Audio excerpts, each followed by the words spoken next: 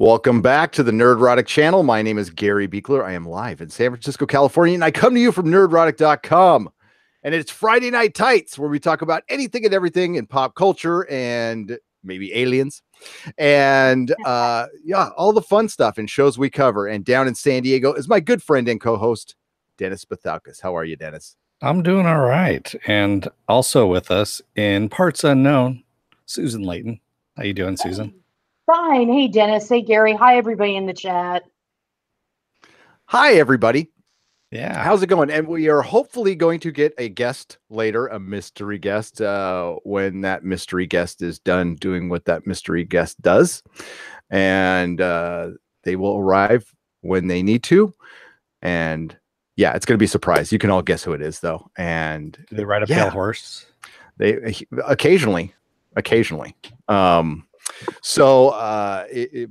he has a name. Death. No, wait, that's different. He wears a robe dipped in blood. Movie Fanobi, thank you very much. I appreciate it. He says happy early birthday. I appreciate it. Thank you very much. And I've gotten a bunch of birthday wishes on Facebook and stuff. You guys are awesome. I will respond to all of you individually tomorrow at work. When I'm very busy. Yeah, so tonight's we're gonna of course, Dennis, random game user, how are you? It's always good to see you. And Crazy Carlos, I just shot you a message on Facebook, dude. Read it. Yeah, so we're gonna try to keep tonight casual and fun because it's right before my birthday, and I don't want this to be, I mean, it's okay to complain about stuff, and I'm no judgment of any other shows, but once in a while I just want to chill and relax and talk about the news. Now, there will be some bad news, but we're just going to make fun of it and laugh at it. So we'll still have fun, right? And Dennis has put together he does every Friday. Dennis puts together excellent topics. I don't know how he does it, but it's brilliant. And thank you. You're welcome, buddy. I appreciate your hard work. It is. It really is. We have stuff like, of course, we're going to have to talk about Star Wars. We're going to try to keep it to a minimum, but it's kind of a hot topic right now. We got Buffy, Firefly news, Birds of Prey news, Ash versus Evil Dead news, Mr. Robot news, Castle Rock news, which is, become kind of a surprising hit, to be honest with you. But yeah, and lots of other stuff. So, Dennis, where do you want to start, man? Death. No, I'm kidding. That's what we used to start every podcast with. We did used to start every podcast with death. We used to start every podcast with somebody dying. And then after a while, we're like, that's probably not a good idea. Let's do that halfway through. But I'm serious. Our first 40 podcasts, it was always like celebrity deaths. Yeah. It was really, really weird. But yeah, so we're going to start off with something pretty big, actually. Joss Whedon was talking in an interview, and he just happened to mention, he goes, yeah, I'm working on Buffy, the comic right now. He goes, I'm working on the last season. And he goes, and when that's done, and when Firefly is done in its comic, all those rights are reverting back to Fox. He goes, I don't know what they're going to do with them afterwards. And if you remember, Fox is being bought by a small little company with a mouse as a mascot, Disney. And that started bringing up to mind, well, you know what? Disney likes to reboot and revive things, especially franchises. So why not these two franchises, which are really huge in their own right, that will not die, kind of like Star Wars. So what happens to this Buffy sequel that's going on right now? Is it revert back to a reboot? Or if that happens, then that Buffy sequel is dead. Yeah. And Disney's going to do their own thing, and they're probably going to make it a reboot like it was before. Real quick, the article, I'll read some of it. Is Joss Whedon is in a transitional period. Oh, yes, he is. The A-list screenwriter, and film director. I'm like, is that what he's been reduced to now? As an A-list screenwriter and film director, comic scribe, may be at work on a new TV series for HBO, but in the comics world, he's taking on the dual task of wrapping up the long-running series, perhaps for good, and diving back into another for a one-shot. The former is Buffy the Vampire Slayer, which sees the 4th and final issue of its last comic season arrive in September, and the latter is Dr. Horrible, the internet sensation, on its way back to comics with art from Jose Maria Barreo and Sarah Solar. And then it's blah blah blah. We talked, and yeah, so this is weirdness. What's going to happen here? You know, we've talked about this. Susan has really talked about this. Reboots. Screw reboots. I'm done with reboots. Buffy was great. It ran for 7 seasons. I can rewatch it whenever I want. I don't need to see anything more unless they're going to bring back the original cast for like a movie or something like that. I'm totally down for that. Or like a little maxi series, but no, and not even Firefly. No, as much as I love them, just let them be. Well, look at it. Firefly can't come back right now. Nathan Fillion is doing ABC's The Rookie. ABC is owned by who again? Oh, fuck me. Yeah, them. That's all I wanted to say. Yeah, God, Dennis. By the way, that's 1-900 Susan right there. Oh my God. But no, the point I was trying to make is that Nathan, oh my God, Nathan Fillion is already a sconce. So I guess, I mean, he could do double duty, but I don't know if Nathan wants to return to Firefly. Nobody's ever really asked him now, the Nathan Fillion of now. Real quick, thank you, Crazy Carlos. It's good to see you back. We've missed you, buddy. Buffy the Firefly Slayer. 1999 super chat. My goodness. Jeez. Wow. Man. Yeah. Thank you. Oh, this is awesome. Again, that takes care of demonetization. Demonetization. There we go. I can't even say anything. That's okay. Yeah. It happens to me all the time. Blah, blah. Yeah, word salad. Met Carlos in San Diego for Comic-Con with Johnny Pappas. That was a good time. That was a good time. Look forward to seeing you again. I'll be back down in a couple weeks. But yeah, Susan, so I was doing that beep, beep, beep, because that was the sound of that dump truck full of money. They were wheeling up to Nathan Fillion's house, asking him, you know, if he wanted to do this series or not again. I know. I know, because it's interesting to me that nobody's ever asked Nathan, would you want to come back to this? The Nathan of now. Now, maybe 10 years ago, that might have been a different story, but now time's moved on. Does he want to revisit Malcolm? But like you said, I guess a truckload of money could change whatever thoughts he has. Yeah, and I mean, it's not like Adam Baldwin or Gina Torres. I mean, Gina Torres is doing her own spin-off of Suits. That's what she's going to do. That'd probably be the only hang-up. And I mean, because Wash is dead. Or though you could bring back his twin brother or something like that. Dry? Yeah, he's dry. Yeah. Sorry. We got another $5 super chat from the Batman. Oh, the Batman's watching us in the Bat Cave. And you just gave away the location. Unless he so he sent us £5. Very generous, the Batman. He probably did it through various internet transactions. So we really don't know that the Batcave is in the UK. But Anita Sarkeesian's autistic screeching over the Buffy reboot is a sweet, sweet music to my ears. It is ironic, isn't it, the Batman, that she would complain about something that she got on us for complaining about the very same thing. There's many great videos on that, by the way. But the funny thing is, the Batman, when she made her point, she actually made a good point. I mean, it's Anita, so nah, but she made a good point in there, and it's the point we were all making is when you reboot stuff and you relabel stuff, you're actually you're pandering, and it's lame, and it's sexist in itself. It's somewhat racist in itself.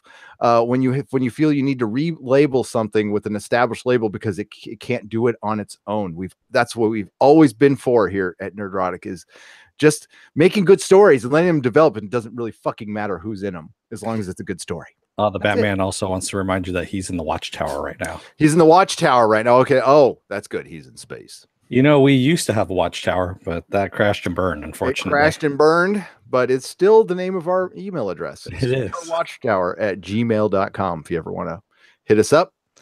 Don't send porn. Send that to Dennis. What? Susan was interested, is what she just said. So. Oh, that's right. Batman. Thank you for your generosity. Thank you. The Batman. Slurmy Scott says, Dennis, it's Serenity, the next generation. They have been hiding on a planet and having kids. Even Wash has kids. Yes. Poor Wash. Man, that scene got me in that movie. That's Serenity's a damn good science fiction movie. It is. It's it really really good. is. And it wraps up everything. It does. It's okay right there, right? And also, we're not going to get Ron Glass back, of course. No. And but his character was killed off as well. And then you have Summer Glau, who's not really doing anything at the moment. And Kaylee, I can't remember her name now, the actress, and also the guy who played the Doctor. I mean, they haven't been doing anything either. I wonder if there's a role for Elijah Dushku for Wash's sister. Nice. Wash's sister. Dishwasher. Just call her Dishwasher. Ooh, that's bad. Sorry, folks. Yeah. Apologize. Dish rag, maybe. I don't know. I'll put myself in a timeout over that. Actually, Susan comes back with an even worse one too. The Batman. I also detest the phrase reimagining. Reimagineering. And reimagined. Yeah. But yeah, so I'm thinking it's a strong possibility that we're going to see something. Oh yeah, I think Nathan would come here. back. He's. I don't know if any of you guys have ever seen video, or if you were lucky enough to go to con and watch the Firefly panels and the Serenity panels, which were some of the best ever of con. Because Nathan Fillion can work a room like nobody else. He is fucking hilarious. And Dennis and I have video somewhere of some of those panels, but man, so yeah, he was really into it. My favorite was the entire cast was up there, and at one point Joss Whedon said that Adam Baldwin is his charisma carpenter, his Cordy of the group, and Adam Baldwin goes, "What?" And he kind of looks over at Nathan Fillion, and Nathan Fillion's pantomiming a Playboy because she had appeared in Playboy at the time. Yeah, and he turned towards Adam Baldwin, and Adam Baldwin's like, "Oh, okay, I got it now." It's just really bad. It is. Yeah, it is. Charisma Carpenter, Playboy. Yeah, that's yeah. Those are the only two Playboys I ever sold in my shop. It was the Charisma Carpenter one and the one with number 6 from Battlestar Galactica. It was heavily requested, and the articles are really good. Yeah. Okay. That's what everyone reads it for, is the articles. Yeah. Yeah.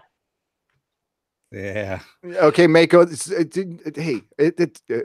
BSG 2004 was reimagined and it was good. Okay, there's one outlier. All right, there is, and that was good. I'm not going to argue with you. Well, wasn't not Doctor Who, I guess, is a continuation. It's not really reimagined. Well, it gets reimagined it just regenerates. But for every Battlestar Galactica, we get Magnum PI remake. No. We get and I like the guy playing Magnum. I do. Yeah, but we get 10 of those. So yeah, TJ Warner. I like Baldwin too in the last ship, and that's actually ending. It's on its last season for the last ship. So he's going to be last ship on its last ship finally. It is. It's about time, man. I mean, I liked it for what it was worth in the first 2 seasons, and it kind of went really out there. So Marcus Kahn, I admire your honesty. I read Playboy for the boobs. An honest man right there. Hawaii 5-0 says Johnny Mattress. I liked the first season. The first season was good. Yeah, it was okay. Yeah, it was. Magnum just kind of. Magnum PU, yes. Yeah. But the original Hawaii 5-0, which has that or SWAT, who has the better theme song? I would say SWAT. SWAT still, that stuck in my head as a 6-year-old, I think is what it was. Yeah, no, straight up. Like I was putting on my Kevlar or whatever they had at the time, and I had my little bullhorn. They had the SWAT bullhorn, the plastic bullhorn. I remember I cut my mouth on that damn thing because it hit me in the face and it just cut me. And yeah. Oh. So yeah, it's One of those, yeah, it is kind of Fight Club. I had it on a bus. Don't ask me why. My mom's 6 years old on a bus with a plastic megaphone. Probably not the best idea. Stop putting your mouth on that stuff, buddy. No, I think the bus driver I'm pretty sure the bus driver slammed on the brakes so and hit my mouth against the damn thing. So, oh yes. Yeah, I'm pretty sure. Why a megaphone? I need to know now. Why? That's what it came with. It was like it was the whole SWAT set. So it came with the megaphone, like the badge. I think there's a little cap gun. That. Yeah. Remember how they came in little sets? You get those little sets. Yeah. Oh my god, the megaphone. Yeah. It wasn't powered or anything like that. It was just basically a plastic tube, is what it was. It was still pretty fucking loud when you yelled into it. Probably. I probably wasn't yelling. I think I was talking through it, is what it was. No, that's the kind of stuff that an uncle gets when he hates his sister and her kids, or that's the kind of shit. You get noisy toys and megaphones for their and kids. Extra batteries. Yep. It's exactly. Like you really hate me, don't you? When you see those gifts come out, yeah. I used to do that to my sister every now and then. I'd get the kids, those gifts with the toys and with the batteries and all that stuff, and I just look over and smile very evilly, and she's like, "Yeah, those batteries are going to be gone." Take it easy, DLS Master. He's taken off. Comics Division started his stream. I'll see you later. All right. I'll see you later. Good looking. Later. Come back to pick you up. Comics Division and I and Feisty will be doing a stream in the next 72 to 48 hours. Actually, it's the subject you sent me an article that has my wheels spinning. Yep. Oh, but I didn't post anything about it because at some point in this conversation I will bring it up, probably at the 1 hour mark. All right. Hey, we have someone joining us. Hey, there he is. At least we have a picture.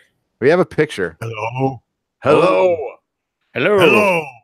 How are you, Dennis? Hail, Dennis. Hail, Gary. Hail, Susan.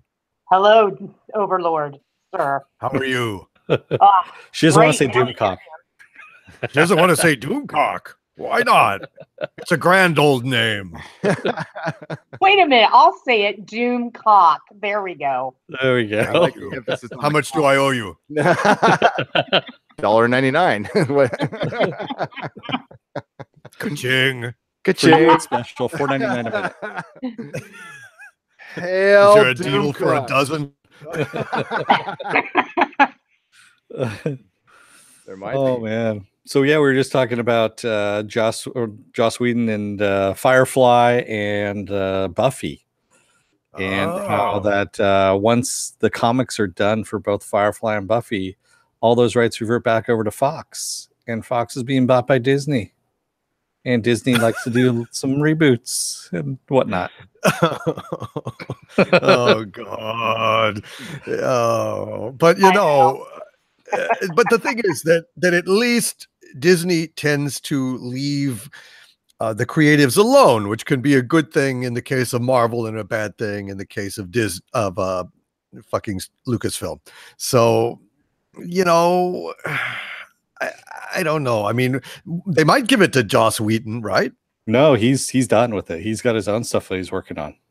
So he wouldn't be interested in returning to Firefly? No, he said he's done with those. He's moving on. What did he say, Gary? That he was pursuing other avenues or something like that? He's doing his HBO show right now. So they might save it for the future. It could be negotiation tactic. I can't see them doing that stuff without him. That would be kind of insane.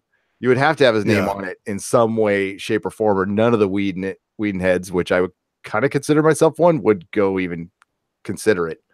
I probably wouldn't consider it anyway, but we'll have to wait and see. But yeah, he seemed pretty into his HBO show. So, which we don't know what it is because he hasn't. No. Well, yeah, I was trying to think, what HBO show are you talking about? Am I out of the loop? I best play, like I'm in the know and be quiet. Just act like I know what you're talking about because I didn't know. They have a title. About. Is it Dr. Horrible? No, it's I'm looking it up right now. It had I like mean, it probably was sold without a script because that's the in thing now in Hollywood. Hey, do you have a script? No. Okay, green light.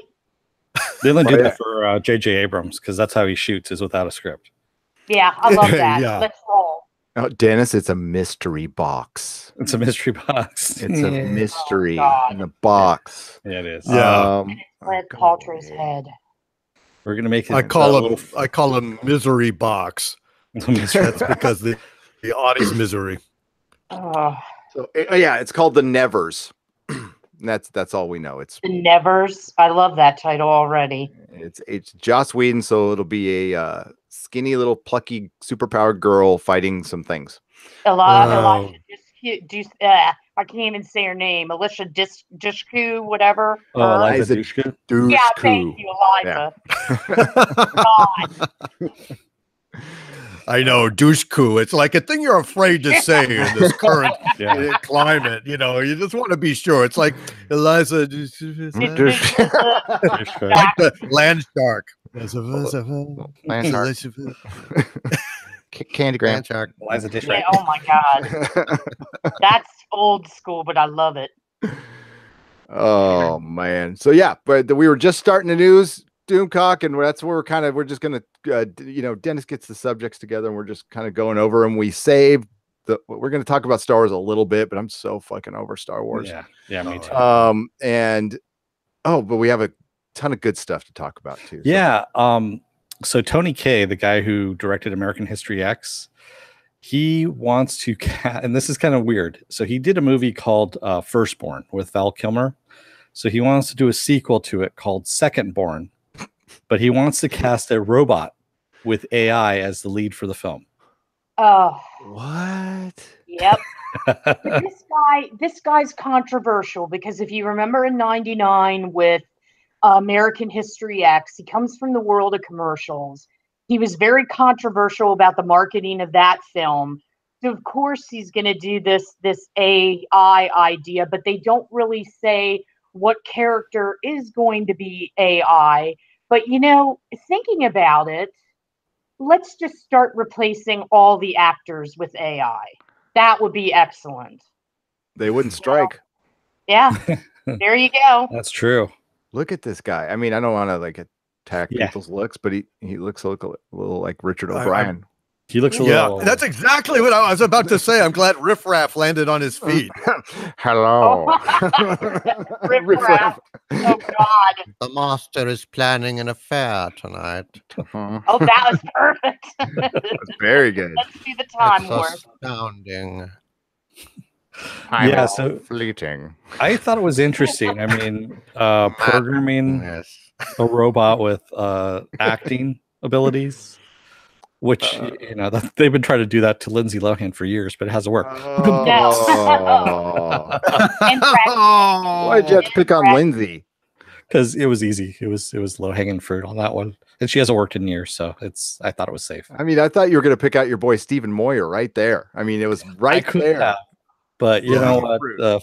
Fox, I think he's going to get a hostile takeover by Disney. And by hostile takeover, I mean an upgrade. They're going to upgrade his software programming. Whoa.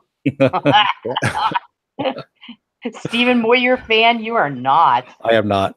Johnny Pappas, thank you for the $2. My vape pen is empty. Such sadness. Well, you're just avoiding the popcorn lung. That's all it is, Johnny. Yeah, go fill it up or get some real tobacco. Roll a bugler. You guys know what bugler is? Nobody. Is that something that you it's it's a really cheap tobacco where you roll your own cigarettes. When you got no money, you roll bugler when you smoke That's cigarettes. So 1800s. It really is. It really is. Yeah, the kind of thing that you go around picking up, discarded butts for the crumbs of, tobacco that might be clinging, and you squeeze them out. You got about 300 of them. You've got a cigarette. Yeah, I may have done that in my life more than once. Sorry to say. I lived a sad life. We're not going to talk about that, but yes, I got really good at roll. I could still roll a cigarette with one hand. I could roll a joint with one hand too. Oh, good. Wow. Yes. Well, I mean, doesn't help me now, but Maybe I could charge for it or something. I make some money off that. That'd be cool. Yeah, if you ever have to go into a sweatshop situation in the future, you can you have a skill. Yeah, it's well. If I stay here in San Francisco any longer, that's where I'll be. Hey, you can work in a sweatshop in Colorado. They'll put you to work rolling cigarettes. Yeah, at least they know here Martha Stewart is hiring. I mean, enlisting. What the hell? Yeah, she's got a vacancy in her sweatshops. I still have visions of her making prison shanks. I don't know why, but out of toothbrushes because it's a good thing. She does a video on this is how you make a prison shank properly. And a poncho. Poncho. Yeah, the poncho's to cover you so the blood doesn't splatter. Right. Sorry you walked into this, DOOMCOCK. I'm kind of silly tonight. I'm a little punchy. Oh yeah. I've had a punchy day. Right on. It's fun. Hey, thank you for shouting us out. Like our subscribers jumped. Your influence has been amazing and it's been brilliant. And Stephanie B came over and she made a point to say hi. And I came over from DOOMCOCK. So if you're watching, Stephanie B, thank you very much. I can't thank you enough, man. I really appreciate it. That was really cool. You did not have to do that. So, oh man, I wanted to help any way I could. You guys are one of the best channels out there, and I love you guys. And man, yeah, I totally, I love you guys. Honestly, as much as any supervillain, can with a black withered heart can love. I mean, I use the term loosely, but there you are. I mean, you'll kill me quickly, and which is good when it's time. My inevitable betrayal or my failure, basically. And you have to kill me. It'll be quick. So yes, we do not like failure here. Oh my God, I got a bail quick. Wow. What did she say? I don't know. She said she had to bail. I to bail quick if we don't allow failure here. Okay. I thought you said something else. Yeah. No. Easy now. Like a female version of erectile dysfunction or something. Oh, that's extra. Kinky. Michelle Flores asks, so how do we save Mr. Robot? So Gary did a podcast on this about Mr. Robot. Christian Slater was in an interview, and he's one of the executive producers of Mr. Robot. They kind of talked about it, and he said, "Oh, you're working on season 4." Says, "Yeah, we're they're writing it right now. Actually, this is what's going on." And Sam Esmail basically says that he thinks he wants to end it here at season 4 because it's too tough on the narrative at the moment, and he doesn't want to mess it up. So he wants to end it while it's still good, essentially. Which and is he always a lot like Battlestar Galactica. Yeah, and essentially he always looked at it as being a 5-season series anyway, not so about 4 seasons. We called this before. We said it's probably about 4 or 5 seasons. And so I don't know if there is any saving it. I think they want to just end it on a, have an end of story kind of thing, which would be really nice for a series, just to have a beginning, a middle, and an end, I think. I mean, when I read that, it didn't seem like it needed saving. It seemed like Christian was just relating, we're at the end of the stories that we can tell. And instead of stretching it out into perpetuity where everyone starts hating Mr. Robot, they want to go out on a high note. And I have to respect that because they know the life expectancy of their show. Most creators don't and want it to go on.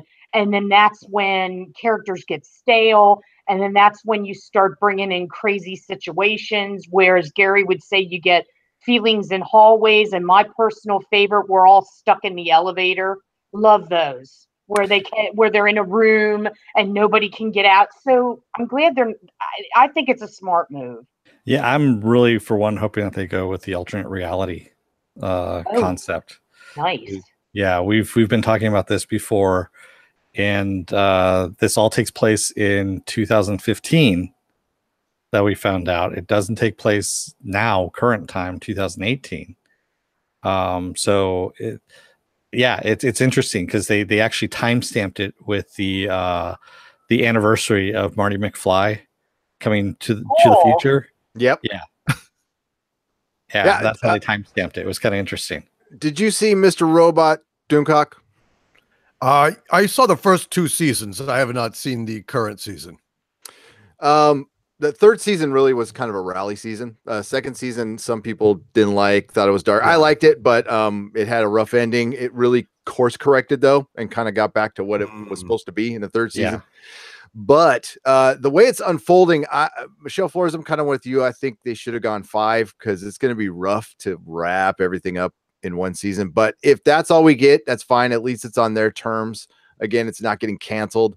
But we have to, but it's got that delay. It's not going to be out for another year, which is kind of death for a show anyway. So I don't think I don't think they would get a 5th season because I think the interest will be down, unfortunately, because when shows delay themselves for 2 years, unless you're The Sopranos or Breaking Bad, you're not going to get the viewership, unfortunately. I mean, I wouldn't be surprised. Game of Thrones is probably an anomaly. It'll probably get amazing ratings, but I wouldn't be surprised if there was a little less interest in it when it came out, being gone so long. I could be wrong on that one. And Pickle, I agree with you. Pickle says we need more of that thinking, a story that has a beginning, middle, and end. Fini, no reboots, no sequels. Yes. Yeah. Oh my God. Amen. Yeah, if they just planned it out, I think that would be fine. I mean, we just saw that with Altered Carbon as well. Altered Carbon released a fine story within, what was it, 13 episodes? Yeah. And it had a beginning, middle, and end. And yes, you're going to have the same character, but you start over in a new storyline altogether. You don't need to, and it could be a couple hundred years in the future because they put them on ice again or something like that. One of the pitches was that turned out Mr. Robot was an undercover Klingork. So I think they ended it just in time. Just in time. When you see pitches, it's time. It's time. It's time to end it. We could do an amendment on Doomcock's law of canon with reboots. I'd love to hear an amendment of just at least a moratorium on them. I mean, nobody's going to listen, but I could commit myself to not watching any for the next couple of years. I mean, I'm done with them. We've got another one on our news, which is the most ridiculous one ever. But I do not watch reboots. I can't stand them. I don't go to the theater to see them. They're pointless and I won't support them. And unfortunately, the rest of America isn't of my mindset. Until we get out of this nostalgia phase that we're in, this is all we're going to see. And every time I open up a trade or rather go on site and I see Sony, I just get a weird urge to punch the computer screen. I don't know. I want to say thank you to Mary Ashmead for $2. She says hi to my friend Susan and Doomcock. Ooh, hello, Mary. Hello. Hello. I gotta say, look at I avoid remakes and reboots as well. I mean, it's just a matter of policy. However, I bear in mind that Battlestar Galactica was a reboot. And I get a lot of shit for that because, people say, well, doesn't that violate canon and so on? But my feeling is that brilliance is always an affirmative defense. It always is a affirmative defense. If you make another, at the 1000th reboot, and it's as brilliant as Ron Moore's Battlestar Galactica, I got to give it to you. I mean, it's the exception that proves the rule. And, so anything, I mean, even if Star Trek Discovery somehow had turned out brilliant and they were pissing all over canon, but it was pure undisputed genius, I would have to acknowledge it. It's not, it's shit, but there you go. Yeah, you're right. See, they haven't. Battlestar Galactica, they had the same characters, but it wasn't really like the original. No. So isn't it more like its own thing? And I'm going to use the term. So whomever said this in the chat, I'm sorry for lack of a better term. I'm going to say homage instead of reimagining. Wasn't it more like? Don't you feel it's more like an homage to that because it was its own animal?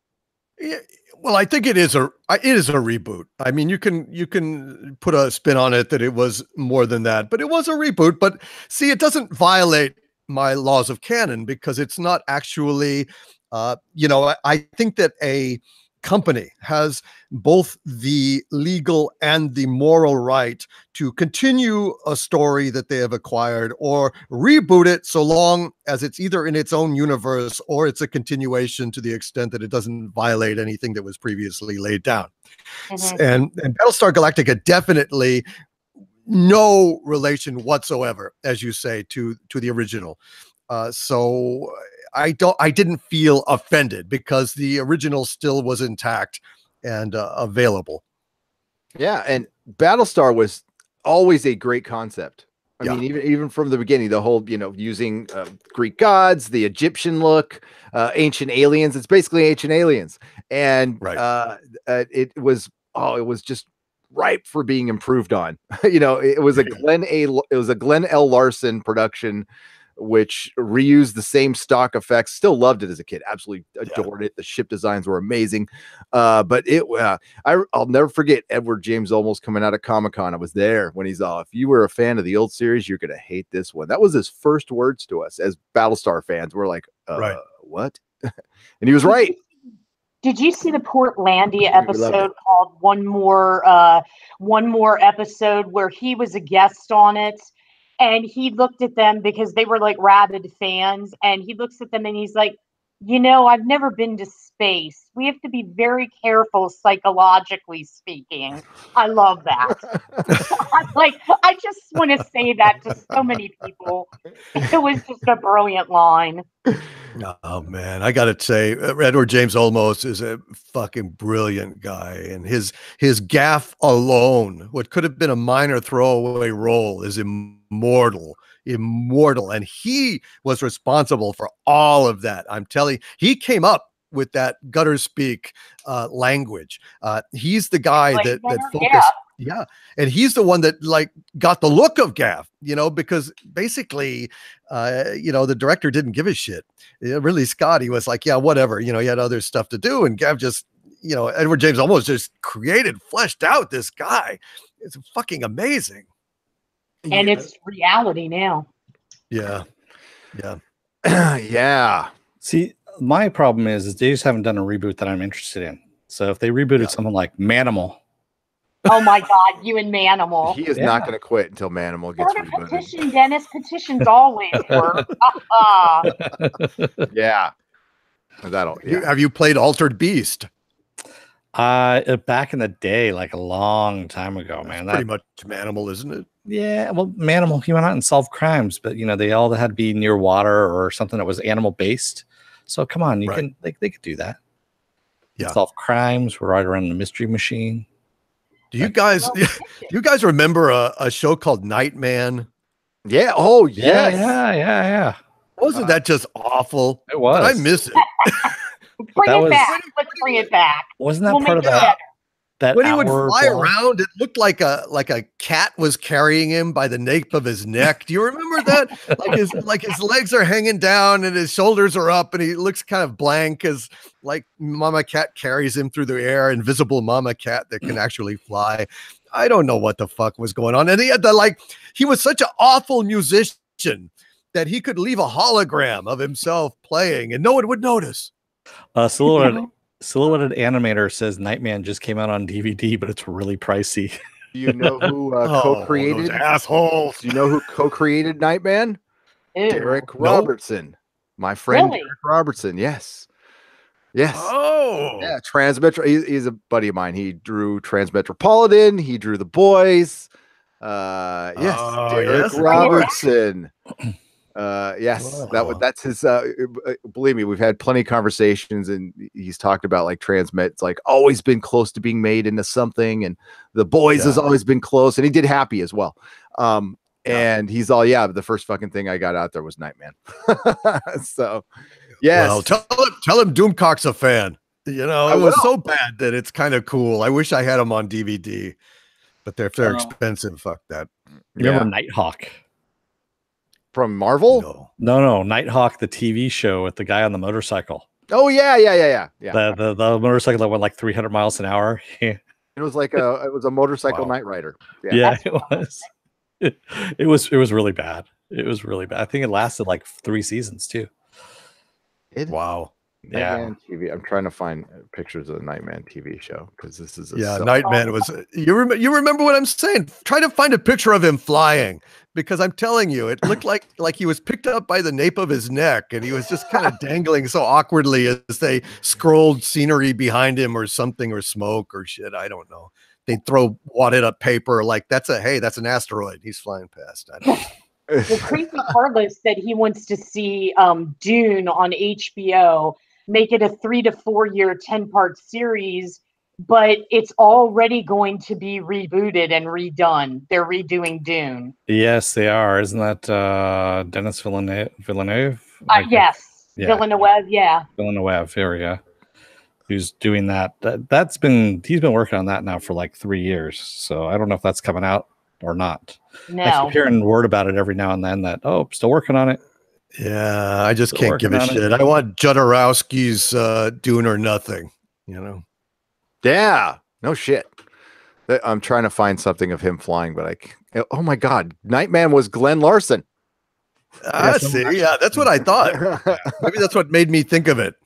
Oh my God, Glenn A. Larson can't share any production. of this. Look it up on YouTube, people. It's hilarious.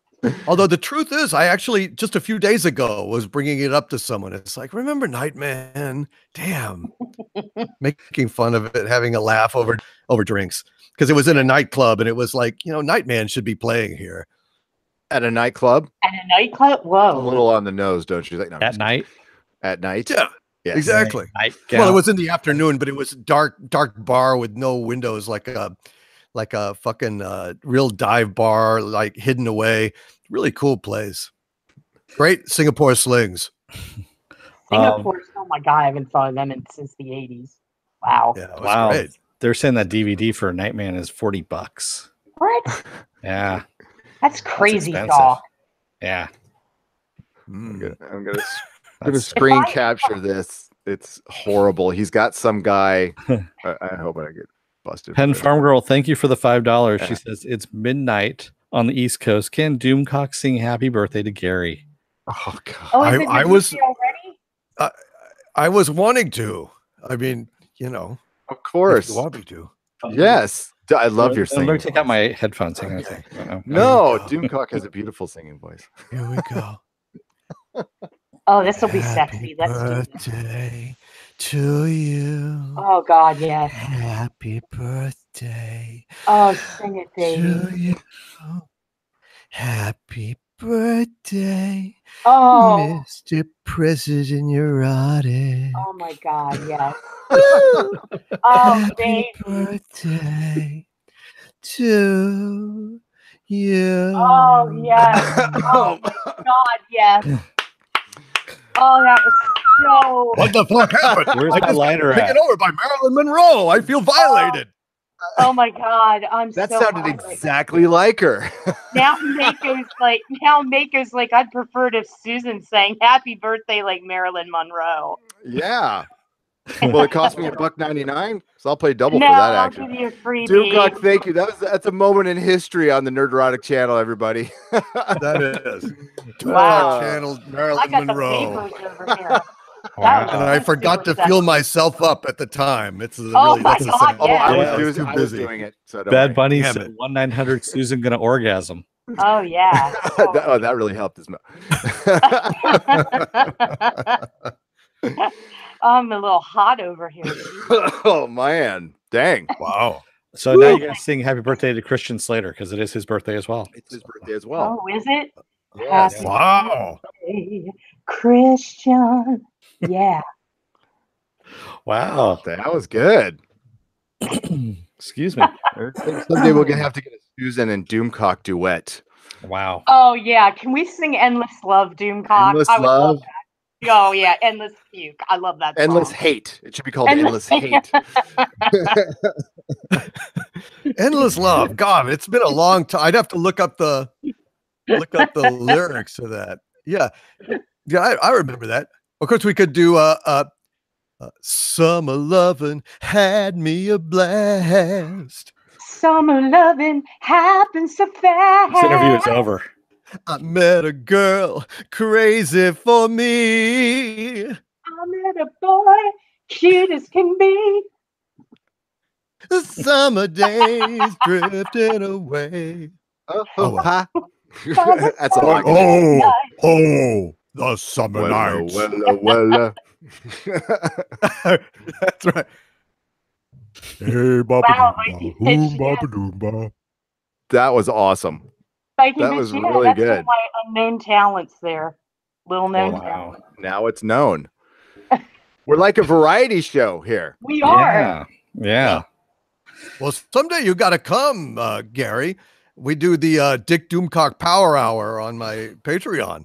And that's basically a private party / 60s variety show where everybody comes on and has 5 minutes to do their shtick, whatever they want. I usually open up with a Sinatra song or something. Yes. And, you know. Can I be your gold digger?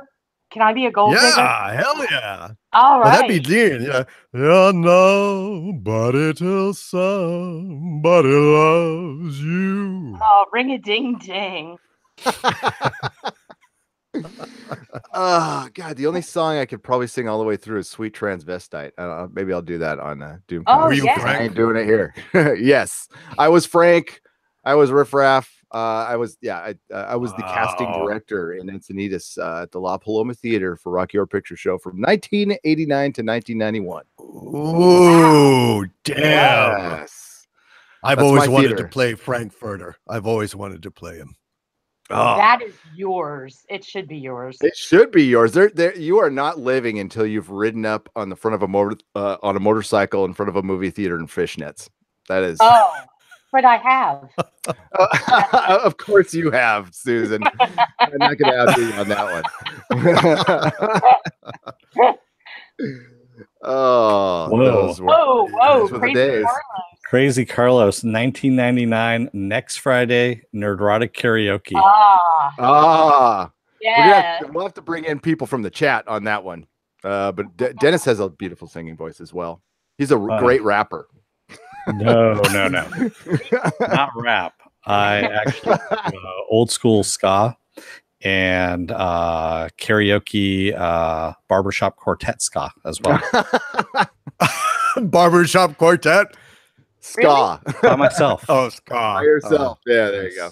I was hoping we get a little Music Man action going. The Buffalo Bills. How can there be any sin in sincere?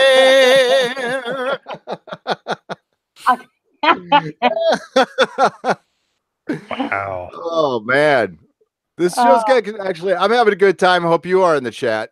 This is great. It's just a birthday present for Gary. Hang out and make him laugh. Yeah. Oh, it's A little not. song, a little dance, a little seltzer down his pants. Eee, yikes! Oh, that's an old That's one. to assuming love. I'm wearing pants, Doomcock. Ah! All right, Princess Friday. I gotta Hi-yo. go. That's it. I don't like. I'm uncomfortable being naked with a male of my gender. Oh my God, Woody Allen. I hate to be didactic. I prefer a young Asian woman, preferably underage. Sorry. Oh, One of the funniest things I used to love on Howard Stern, where they'd have that thing with Wood Yee. Would ye? That guy that couldn't do anything except he would kind of have this little half grin on his face, and then when it was his turn, he'd raise his card and say, "Wait till you get egg roll," stuff like that. Just little sides. Oh, those were man. When Howard was good, he was so good. Yeah, back when he was good. Yeah, Kind of before he sold out. Fucking sold out, big time, man. He sold out Stuttering John, and Stuttering John wrote Did a he? hit piece on him. Yeah, there's some hit piece book coming out pretty soon, and they interviewed Stuttering John, and Stuttering John turned on him, and so Jackie Martling did too, but Jackie's always did that. So Yeah. no, I listened. Oh my God, I listened every day. Every Jesus day. Christ. Yeah. The thing about Stuttering John's book is, it's long. Yeah. Well, he stuttered. He stutters the whole time. It's gonna be There it long. is. Yeah, I'm sorry. You served that one up. It was there. God. I just wanted it to sit there. Yeah, I was waiting, but I knew Gary was going long. to jump in on it too. That's the whole thing. I had to beat him to it. Jody says that is a spot on Woody Allen, Lord Doomcock. It really was. It really was. Well, I've had a lifetime of misery perfecting it. Dude, oh my God. He is so good with these goddamn voices. What was that? Oh man, you've been on a lot of stream. I think it was Geeks and Gamers you were on. Yeah. Was it yesterday? Yeah, it was yesterday. Oh, you were on fire on that one. Guys, go and check out the Geeks and Gamer one with Doomcock on it. That's 2 hours of greatness. I was doing improper Doomcock there. Yes. You know, as a privileged white male, I like my privilege, and I despise these other people types that are trying to take my superiority away. So it was like saying basically the worst things I could think to say, as improper Doomcock, my evil alter ego to my evil ego. I don't know. Well, speaking of privileged white male stuff, Birds of Prey, that movie. I was making sure I still have my privilege card, by the way. Yeah. Do you? We all get them. Yeah, we do. We do. Yeah. Mine is still in the mail. They said it takes 6 to 8 weeks. I don't know where the privilege is on that one, but so that Birds of Prey movie that's coming out, they're looking to cast a biracial Black Canary. What? Yeah. Okay. I mean, why biracial? She's Black Canary. What the fuck? Yeah. Racism. Why don't you just cast somebody, put her in the movie, put out the movie, and then we'll notice it when the movie comes out, maybe. Well, no, they had because it doesn't fucking matter. I mean, Lady Gaga was the one that they supposedly approached first. What? To play to play Black Canary. And this is Margot Robbie behind this because she wants an R-rated girl gang, which is great. But I have to think, can we just find somebody to play the part? Do we have to specify? Can't we just say we're casting for Black Canary and see what we get?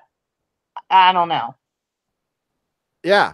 I don't even know what to say. I mean, they put it out there. The reason they do this is to make it critic proof and a virtue signal, and that's all it does. Basically DNC out there, if you know who he is, he calls this purse puppying. So you have a purse puppy.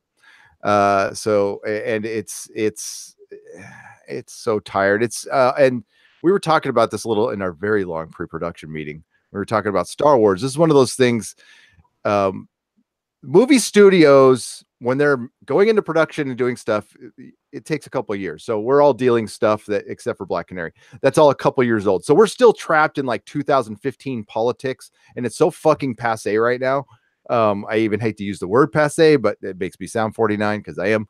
But that's what we're trapped in right now. So it's going to take a couple of years for this to cycle out. But the fact that they're still, that's what they lead with, is it's the problem. That is the exact problem with what we're dealing with right now. And it's the kind of crap that I hope will be very embarrassing for people in 10 years, kind of like a mullet. Or listening to Limp Bizkit or something like that. I don't know. Oh, come on. Limp Bizkit, Fred Durst. He taught me he taught me that what I've been saying all along, converse, was wrong. It's actually conversate. So thank you, Fred Durst. Yes. Fred Durst. Well, speaking of somebody teaching me about pronunciation, I cannot let it go by that you called her Lady Gaga. I got that from Zach Galifianakis in The Hangover. So every time he said Lady Gaga, it just cracked me up. But now she is Lady Gaga to me because. All right. I was a little concerned. It was like when you encounter one of these people who look so smug, like they have the secret knowledge, and they say, Nicaragua or El Salvador. He's like, oh, fuck off. Oh yeah. Oh, from Action News, I am Enrico Montoya. Yeah, exactly. And Guadalupe. Hey, that was the way that the news went when I lived in Phoenix. It's like you would have people speaking, and then all of a sudden at the end it would be like, and now it's Maria Fernandez, and you were like, what the hell just happened here? It's the regional diction. I learned that from Ron Burgundy. Yeah, I get that in San Diego quite a bit, on the news, And now it's time for Aloha Taylor and they start going off on these names. I'm like, what the hell, man? You go from like, yeah, okay, whatever. And no, in all the southern states, southwestern states, you can learn the Spanish language just by getting directions. You got to go to El Camino Real, to El Baño Street, and over to La Cocina Way, and and there's Cargar Avenue. Via La Caliente. Coenga, and oh Lord. Yeah. Yeah. And people just kind of look at you. They're like, "You speak?" No, I don't speak Spanish. Calderon Boulevard, and there it goes. I'm just California, and I have a lot of streets around me. I know what to say. Yeah. Crazy Carlos says, I had an argument with some lady who wore a T-shirt that said the Force is female, and I said, "You're wrong. The Force is imaginary and not real. So your shirt is stupid." Well, that dictated everything. Nice. I love it. Well, that escalated quickly. Killed the guy with the trident. Find a safe house. That's funny. Kill a man with a trident brick. Yeah. Yes, I did. You might want to lay low for a while. Mary says, I'm 39 forever now. Yeah, me too. Hashtag me too. Oh, I gave up on 39. I was so stupid when I was 39. So I don't want to be 39 again. You too. Yeah. Oh, yeah. Oh, dear. I was stupid until like a minute ago. So when I was 39, it was a very good year. Yeah. Oh, man. Speaking of someone who's not going to be 39, Bruce Campbell. Oh, come on. Let's not start off with that. Come on. Damn it. He's coming back to Ash Williams. Oh. Basically to voice him in an Evil Dead video game because of contractual obligations. Oh, my God. Oh, I really? feel my blood pressure go up. Yeah. Well, So, because, go ahead, Susan. You take it. so I was just going to say, like last night, okay, I'm minding my own business and I go into our Slack chat in 1428 and I see a publication that I refuse to name. Somebody dropped this in and I'm like, what the fuck is this about? So I go and I check it out. And of course, like, I'm not kidding you. Like, I had a Lewis Black moment. No sooner did that article come out than it's all over the universe. Everybody has this article and everybody's like, see, we told you he wasn't retired. And the worst part of the whole article is, okay, number one, he is still retired. He made that adamant when he spoke to the young lady that's going to be giving him doing an interview. He said, like you said, Dennis, contractual obligation. And, if these were prior engagements, he is still very much retired. He even spoke about it at length to Horror Fuel. He told my friend who interviewed him at Fandemic that he's selectively retired. He's done with Ash. But now the talk is he's going to come back and it's getting all crazy. And it's just like, is this ever going to end? Just stop. Just stop with it. I disagree. If somebody's like giving up smoking and then they light up, they're still a smoker. He's in the game. He's just voicing a character. He's not going to come back as Ash. He's not going to come back. Just fucking with you. Yeah. Oh, yeah. You want to trigger Susan? Just get on this Ash thing, and she's still. Susan worked her ass off to save this show, and it turned into like Twitter beefs and stuff, and which was not her fault at all. It was crazy. That's a weird fan base. Got to experience some of them because the article that they used, that publication called me. It all started with a Twitter conversation that Bruce and I had, and this publication took it and called me random fan. And then my editor, Your new name, by the way. yeah, I'm now random fan. And my editors went to this person and said, "Hey, that's not cool. You know, can you please cite where this came from?" So reluctantly, the guy then decided to call me a journalist. But now everybody thinks that publication got the scoop when I was the first one that wrote about it. And that's why I have a beef. Because, like, they called you random fan, and then you complained, and then they upgraded you to fan number 2. Yeah, red shirt. Fan in background. Fan with the voice. Yeah, fan with boobs. I don't know. Boob fan number 1. Persian Scribe says, "Too bad Bruce Campbell was never in Farscape. We could get Viking Bitch and Susan all riled up." Oh my God! Oh, I'd have to give him the mic and just kind of back off for a couple hours. That'd be awesome. Wait a minute! Whoa! Oh, I mean, no. I mean, it's like talking. Okay, that my mind doesn't go. Susan, where do you think my mind goes? I am a family man. My bark is much worse than my bite. Oh God! Well, leave me alone. Look, I'm strictly professional when it comes to him. Strictly professional. Mm-hmm. Yes, I am. Yeah, okay. We do not like failure here. Yeah. Oh, shit. Let me show you what I am used to. Sorry. Oh, During my my God. tot. Sorry.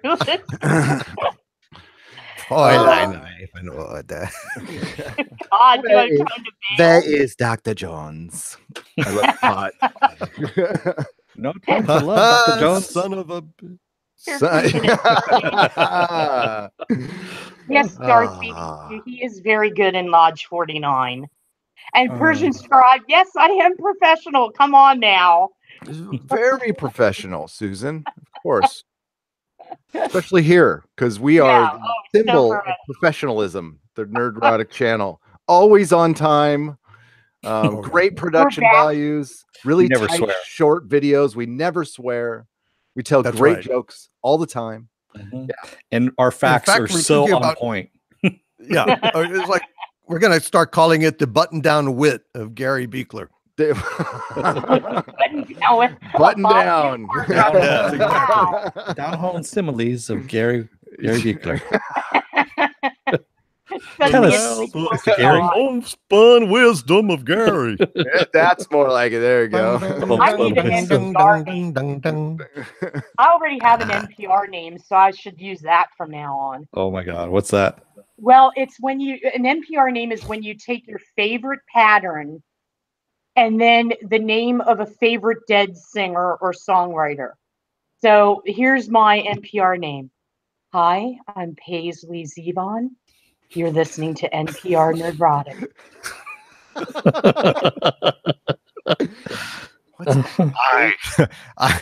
I'm Plaid Humperdinck. Welcome to my fucking show on NPR. Plaid Humperdinck. So I sing you to sleep after the lovin'. Oh, Go ahead. I can't breathe. Oh my Paisley God. Morrison. I don't have a favorite pattern. I've never thought about a pattern as something being my favorite. Oh, Argyle. You look like an Argyle man. Argyle Morrison. There you go. Yeah. I am Test Pattern Hendrix. This is a really wonderful show. I love being This on is- NPR. Yeah, it's good. Test pattern. Yes. And now we're going to play some Bartok here on the Nerdrotic channel. This particular composition was composed during the latter part of Bartok's life. Oh, yes. Transsexual operation. When I feel sorry for the people listening at home right now. They're all like listening really intently. Goes, what the fuck is he saying? It's our you NPR have to turn channel. up your volume on NPR. Yes. Thank you so much. The passion of this piece is really amazing. Getting snipped during the operation. Dear God. This was before Bartok got fixed. David Hill would like to remind he you, was Talk. piddling. Oh, He would Lord. not stop piddling on the piano or tinkling on the ivories, as he called it. David Hill would like to remind playing DOOMCOCK that Farewell to Engelbert is still alive. Oh. Humperdinck? Yeah, Humperdinck. he is. Yeah, he is. Exactly. Very- Yes. still You know, alive. Engelbert Humperdinck. Engelbert Humperdinck. Oh, you had to be Wayne- dead? They have to be a dead Yeah. musician? Oh. Yeah, you have to I be didn't dead. know that one. Fuck. Well, I didn't know. That's why Test Pattern Hendrix. Test Pattern I love Hendrix. that. Test pattern. That's a great name. That's better than the porn name, to be honest with you. I really It like is. that. I'm gonna. It is better. Oh, Yes. the porn name? Oh God, mine would be Shim Sham Marshall. That's my porn name. Well, it's Shim Sham. That was the name. Oh, so yeah, it's the name of your dog and the street Your you first grew up pet. on. Your first Yep. pet in the street you grew up So on. my, Yeah. oh, Well, mine's actually, terrible. it would be Shim Sham Kingston. But Shim Shim Sham Sham. was the first Shim pet. Sham. Yeah. You named your dog Shim. Were you 2 when you named your dog? No, I didn't name him. He gave names. Damn it. My porn name would be Dictor Van Doomcock. Oh, that's really a coincidence. It's amazing. Oh, It well, of works. course, you name all the streets in the center of the earth after yourself. Yeah. Yeah. I understand. Makes it really confusing on where the hell you're going, but you know. All right. So I want to apologize. Production. It was the early 70s. I had a black dog. My parents named the dog, so mine would be a Blackie Levante. Oh my God, I love it. Wow. I love it. Blackie Levante sounds like he could get, he could really give Harold Weems, I think, a run for his money. You could. Mine is Rocky Huron. Rocky, wow. Rocky. Well, again, it was the 70s. You know. Yeah, the 70s. The 70s. So what was the actual formula? I missed it. What Oh, was it's it's your first pet and the street you grew up on. I guess actually my porn name would be Lucifer Finley. Oh, I like Oh. that. That should be a name. Lucifer Finley? Finley. Finley? Oh, Finley. I love that name. I'm gonna use that. You got to That's a use that in a story. That's a great name. I am Yeah, I'm gonna gonna use that. Lucifer Finley. Yeah, I'm gonna use it. No, it's mine. I mean, Crazy Damn it. Carlos TM. is DM. Crazy Carlos Exactly. is Patches Babcock.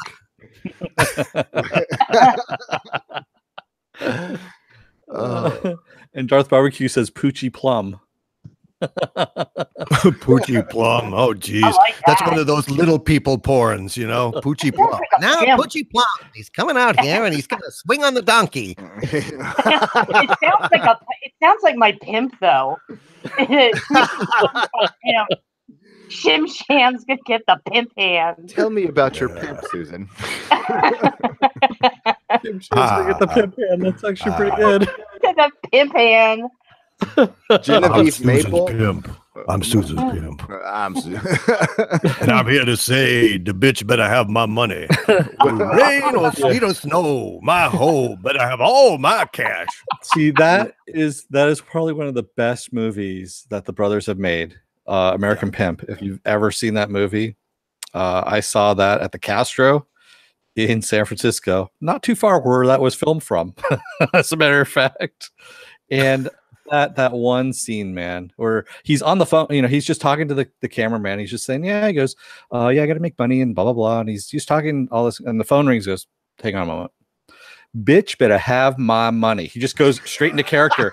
And I almost peed my pants laughing because, I mean, he just went straight into pimp mode. And I was like, holy shit. This was on like HBO or so. I've seen this. No, it's a movie. It actually went into theaters. Yeah, it went that's why I into saw it art house. after it was in theater. Yeah. Because No, I I've didn't never go- seen it. American Pimp. Yeah, it's awesome. Oh, it's good. Yeah, it's really good. The only documentary that might be better. They're equally as good. Is Cocaine Cowboys 2. That is the greatest documentary ever. It's about the grandma. Basically, she's a grandma who was the big cocaine boss from the 80s. Oh, Wow. Catherine Zeta-Jones played her in the miniseries that they Yeah, did. she just recently. But like Carlos, the big Carlos guy, used to work for her. Like he was her bitch. That Cocaine Cowboys 2, and it's the Godmother. That's what she's called, the Godmother. And some of the backstories here in Oakland. It's fucking amazing. Find it somewhere. Doomcock, find it, watch it. I cannot recommend it enough. Yeah, I gotta see it. and also American Pimp is the Hughes brothers. Hughes they brothers. Yes. Okay. Yes. And Awesome. the Hughes brothers were awesome. I mean, From Hell, if you ever saw From Hell, that's also the Hughes brothers. Great movie. So they've done a wide range of movies, and American Pimp is just brilliant for the documentary that it is, because it just talks about how the pimp industry, because that's what it is really, how it came into being, and on the West Coast, especially like through Oakland and San Francisco, and yeah, it's just wow.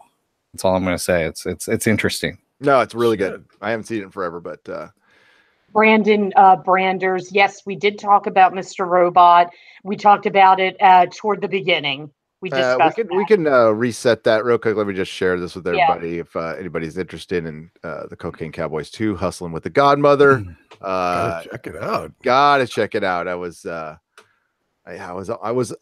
saw this on a tour bus with a rock band. It was pretty funny. Wow. Yeah, well, we'll put air quotes around rock band. It was Unwritten Law, so I don't know, kind of early 2000s. Ooh, yeah. Yeah. Hey, bass players. It's true. Nice. Good guy. Garth Barbecue, yes, that documentary did have the pimp convention going on in that too. Yes. That was it the did. players' That's what I ball. remember about it. I don't think I saw the whole thing, but Yeah. okay, so Mr. Robot is ending with season 4. They're going out on their own terms because Sam Esmail is off doing his other TV show, and Rami Malek is becoming a huge movie star, basically. So, yep, that's it. Exactly. That Queen movie. What's the Queen movie? Is it Bohemian Rhapsody? Bohemian Rhapsody. Yeah. Right? That looks good. Which opens up near my birthday. It's awesome. When's your birthday? Sweet. Mine is everyone's going to be celebrating my birthday because my birthday is on Thanksgiving this year. Oh, nice. Wow. I always eat a turkey in honor of Dennis. He does. Uh-huh. A turducken, Dennis ducken. He eats the whole thing in one sitting. Yes, I do. One bite, like the cone heads. He does this in remembrance of you. Yes. Oh, wow. Somebody's dead. We'll get to, you want to get to the chat a little bit, Dennis, or you want to go to another subject? I was going to go for one more subject. Okay. I was going to say here, since we're speaking about San Francisco and stuff like that, we do have a new series that's going to be coming out on Netflix called Woo Assassins. Mark Dacascos, if I can he's never. Iron Chef. He's the chairman. Yeah, he was the chef, the Iron Chef chairman for a while there, but he's also been in other things. He was actually the Crow on the TV series The Crow. John 3. Yeah, and also one of my favorite movies, Brotherhood of the Wolf, which is an awesome movie. Yeah. So it's going to be a supernatural martial arts crime series set in San Francisco's Chinatown, and it's from some of the people that brought us the Sarah Connor Chronicles. Which was actually Might be good. Yeah, that was a It's good actually- show. It's got some really good pedigree behind the series, and really looking forward to this one. I think it might be something we can cover. Most definitely. If it's the people behind the Sarah Connor Chronicles, which is still the only good Terminator thing to come out since Terminator 2, in my opinion, anyway. But What the fuck is this other thing? Twin Peaks got Emmy nominations. Yeah. Perfectly What the David fuck? Lynch. Doomcock. Oh, Perfectly my- David Lynch. God You're not an almighty. fan. It was a complete piece of shit. So, Completely yes, forgettable. Crazy Carlos, Brotherhood of the Wolf, or as Crazy Carlos says, and I'm going to mess up the French, Le Pack of Les Loups is amazing. Yes, it is. It's freaking amazing. It's set in the 1700s in France, and everyone thinks there's a werewolf running around killing people. And we have these two guys that are hunting down the werewolf, if you will. So there's supernatural stuff and martial arts, because one of them is a Native American Indian. He's come back from the New World, and he knows martial arts. Don't ask me why. And they are hunting down this werewolf. So it's really cool, but very well done. Karate versus a werewolf, or kung fu. Sorry. Kung Fu, man. I know Oh, Kung whoops. Fu. I don't want to hit that link on YouTube. So I don't know. By the way, if you haven't subscribed to Doomcock, which I'm assuming everybody in our chat has, please do so, because he rules. He will be ruling eventually anyway. So you might as well. Have no choice. You have no choice. Resistance is futile. Overlord DVD. He did a brilliant video, the best video in my opinion, on the Rian Johnson rumors today, because he put some thought into it and actually chased down. It's basically a rumor. So Rian Johnson's trilogy, I mean, it's probably over. I'm hoping really hard. I want this to be true so much. But yeah, you did a great video on that today, man, because you're the only one who mentioned. Now, random, I didn't see yours, so I can't say that. But you were the only one who mentioned like that this is a rumor and where the rumor came from. So that, I mean, it even says at the bottom, it links to the original article, and the original article didn't say anything about that. They were reading it into a few words at the end of this production designer's quote. Now, so I examined both the cons of it, which is the Express is basically a trashy kind of a UK magazine, newspaper. I mean, it's not. I showed some of the headlines to give them the ideas. But on the other hand, there's a lot of logic behind it, because it looks like Kathleen Kennedy may well be kind of marginalized at this point. And if she goes, he's going. That's my feeling.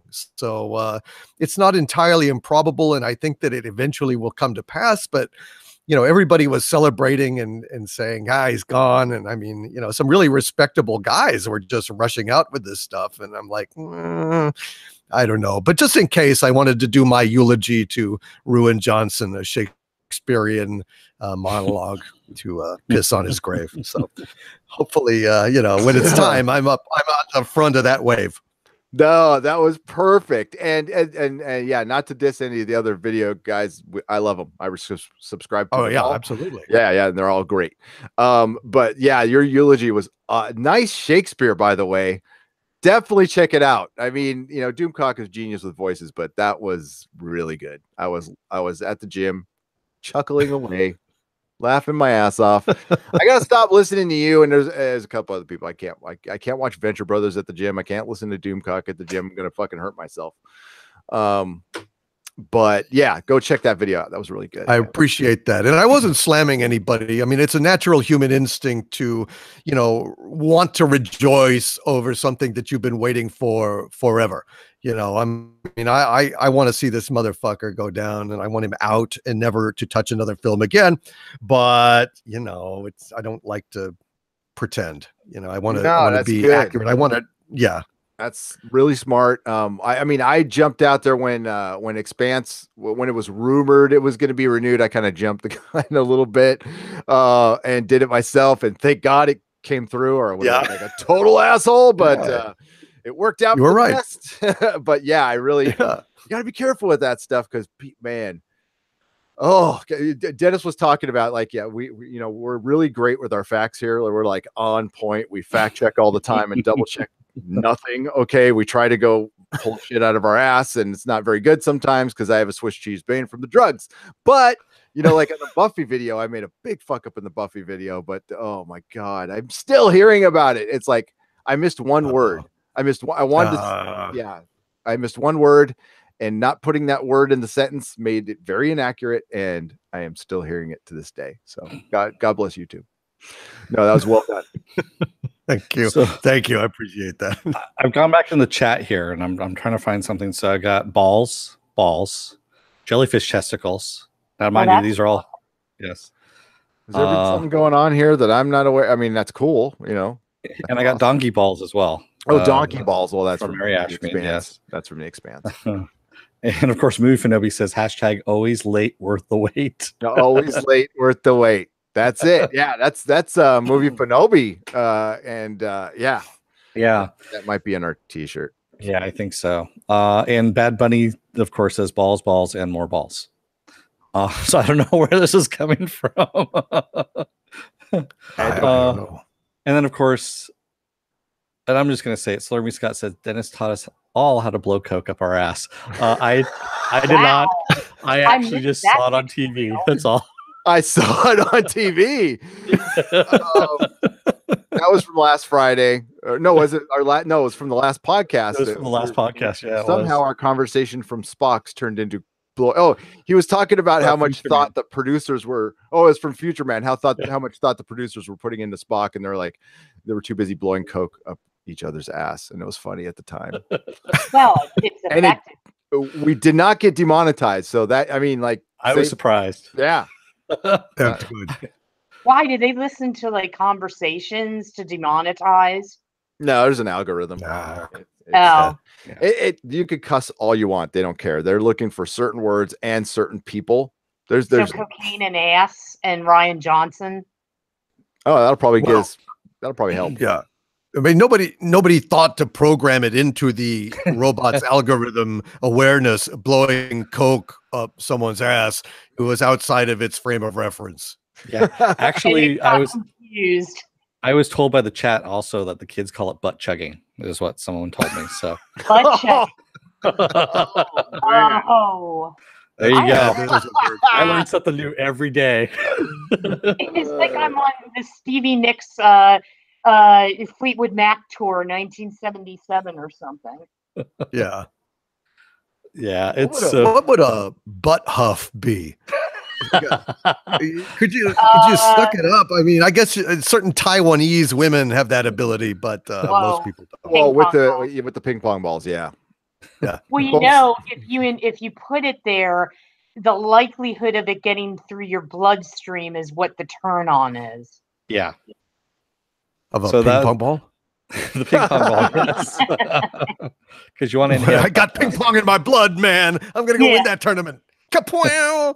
You know, that ping pong thing, it's not easy. Those girls work hard.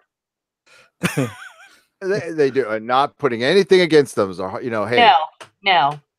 No, not that That there's is a anything talent. wrong with it. You're right. No, nothing wrong with it. oh, I'm not. Never mind. Johnny Papa says, "What word was missed, Gary, in the Buffy?" Eventually. So I was talking about. Oh God, I don't want to rehash this shit. I just got, it's like a month away and it's finally over. And I talked about, like, it makes sense that when Buffy died, we eventually got Faith. And what I said was, when Buffy died, we got Faith, which is not true because there was another Slayer in there. And yeah. You know, at what point is it petty? Just let it go. Just let it go. That's fandom. You know what? I honestly, I should have known better. But that's why sometimes it's better to do recorded videos when you when you can edit them and stuff like that. Because when you go live, that's it. It's live. Yeah, it's live. No net. Viking Bitch says, yes, I kind of embarrassed one of the teen boys I work with. I gave him a bunch of condoms and one of them glows in the dark. Oh, that we were talking about the lightsaber duels. We Oh were. my God. That sounds like fun, though. You must learn the ways of the Force if you're to come with me to Fire Island.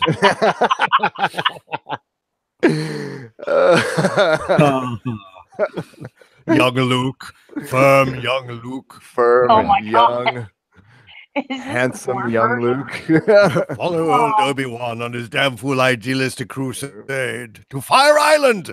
Yes. Well, Alec Guinness. Well, yes. Yeah, he was very gay. Yeah. Pen Farm Girl says, Rand. Yes. He was married, but yeah, he had a He was partner towards the married? end. Yeah. It was Really? weird. I didn't know that. Yeah. I think he was married for a little while, but yeah, he was gay. Pen Farm Girl says, random, how many proposals did you get this week? And I just lost what she said because I scrolled down too far. There we go. Pen Farm Girl, just the one as far as I know, maybe two. Maybe two. That's all. You're still trending in our world. Exactly. There you go. Hey, did anybody else lose like a shit ton of followers, or was that just me a couple days ago on Twitter? No, a lot of people did. I? I don't know what happened. I don't know if it was a bot purge. They purged. They did a purge, and Yeah. I lost. I mean, like, shit ton for me is 35. We lost 35 in one day. I but can't keep track of it. yeah, Twitter's No, going. I'm up. I'm up. Hell yeah, you're up. Yeah, and you Personal as you should be. problem. It's okay. It's fine. I like you actually go on there and interact with people. I like can like jump in for like 2 I seconds. rant and I throw out poison. I get pissed off and I don't give a shit. That's what That's the Twitter's for. key to getting Twitter followers. Is not giving a shit. Exactly. But you're good at it. You know, like anybody can rant. Okay, you gotta have it. It's an art form. It really is. Well, thank you, sir. I appreciate You're it. welcome. Persian Scribe says the bots will seek revenge. They will. They'll all take over someday. The Russian AI bots that we're going to get downloaded into after watching Ancient Aliens. Oh my God. You know, actually, Movie for Newbies right. Movie for Newbies was saying Twitter has been cleaning up bots and bad accounts starting about a month ago.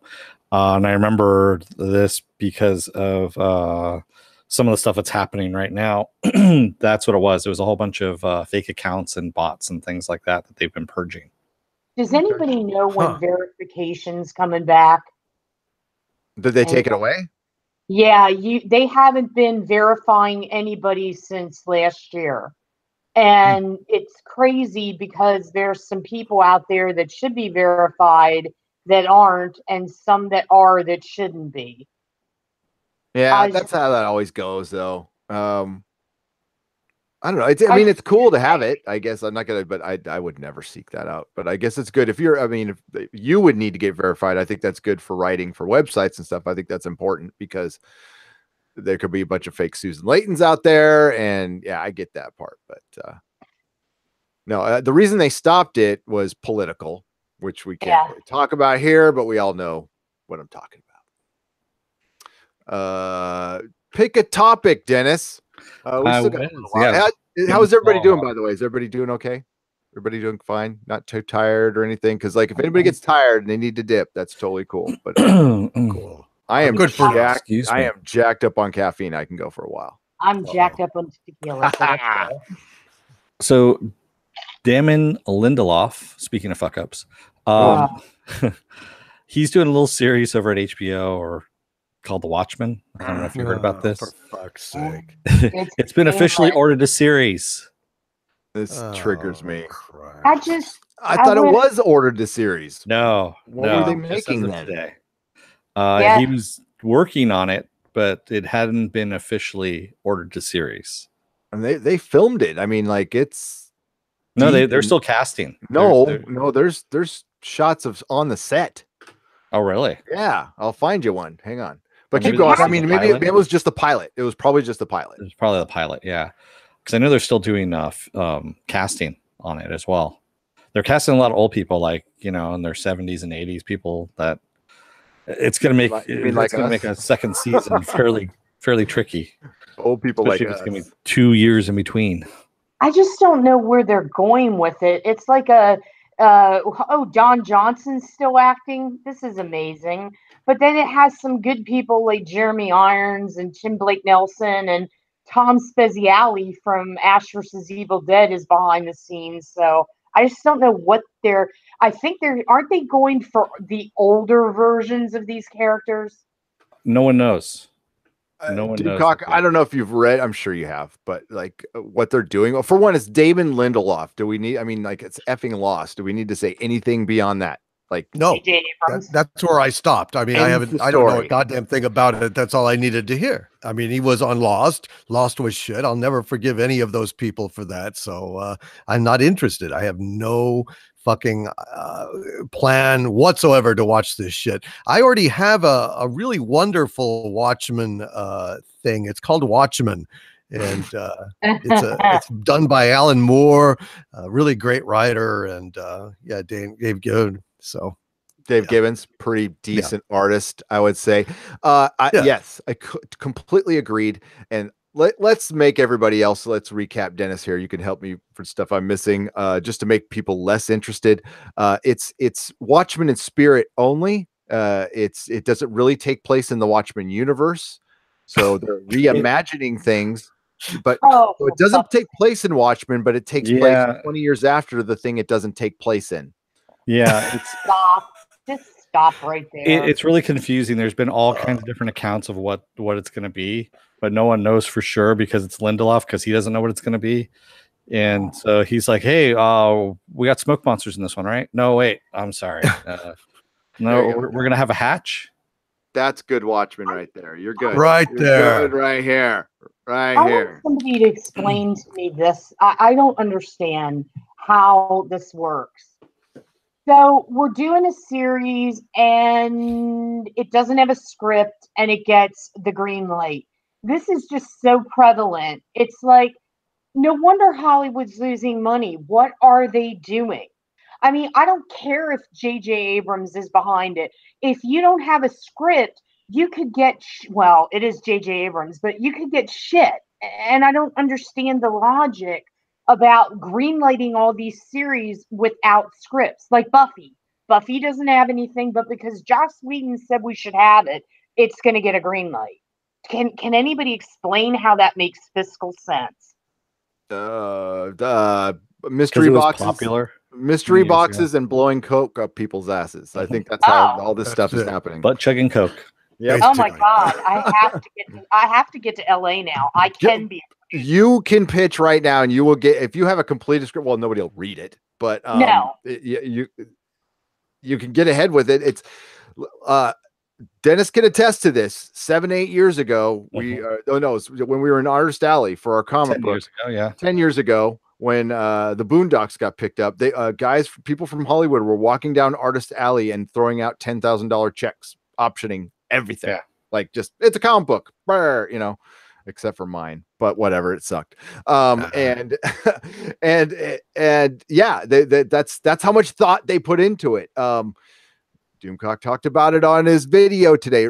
Rian Johnson's trilogy had no story at all. He just he just wanted to keep high school going. That's how he equated it. It's like when I was ending Last Jedi, it was like the last week of high school, and I wanted to really hang out with you guys. So let's do a trilogy, which is 3 movies. It's like, thanks, Brian. Thanks for explaining a trilogy to me. In high school, it's high school. Yeah. That just lost me immediately. Yeah. When I see Ryan, I think of Heed from So I Married an Axe Murderer. Oh my God, Heed down. Heed. He's got his own weather system. He's gonna cry himself to sleep tonight in his blue pillow. Heed. He's an orange on a toothpick. Oh God. I forgot that one. Phil Hartman in that one too. My God, as the Alcatraz prison guide. Call me Valerie. I am Mitch Mitchell, but you can call me Vicky. Yeah, Vicky, that was it. Oh my God. I love Vicky. I love when Vicky gives a tour so they're saying as they're walking through. Poor Phil Hartman. That picture of Rian Johnson with Kathleen Kennedy. You know what? I had the awesome urge that I wanted to bitch slap this woman. Just the smug look on her face in that one picture in the article. I was just like, I don't even know you and I hate you. I don't know. Yeah. It reminded me of that Harlan Ellison story. A goy and her dog. That's what it looked like to me. Look at how he stands right there. Look at me. Hello. Hi. I make babies. Hey, lady. Oh my God. No, don't desecrate Jerry Lewis, please. No. We love Jerry. No. What is with her hair? What is with her hair? You're Hollywood. Bitch, don't you have stylists? Nope. Not with that kind of money. Style. Yeah. Oh. You gotta have taste if you want to have style. And she doesn't have faith. Brandon Brander says, I wonder if you can butt chug Robitussin.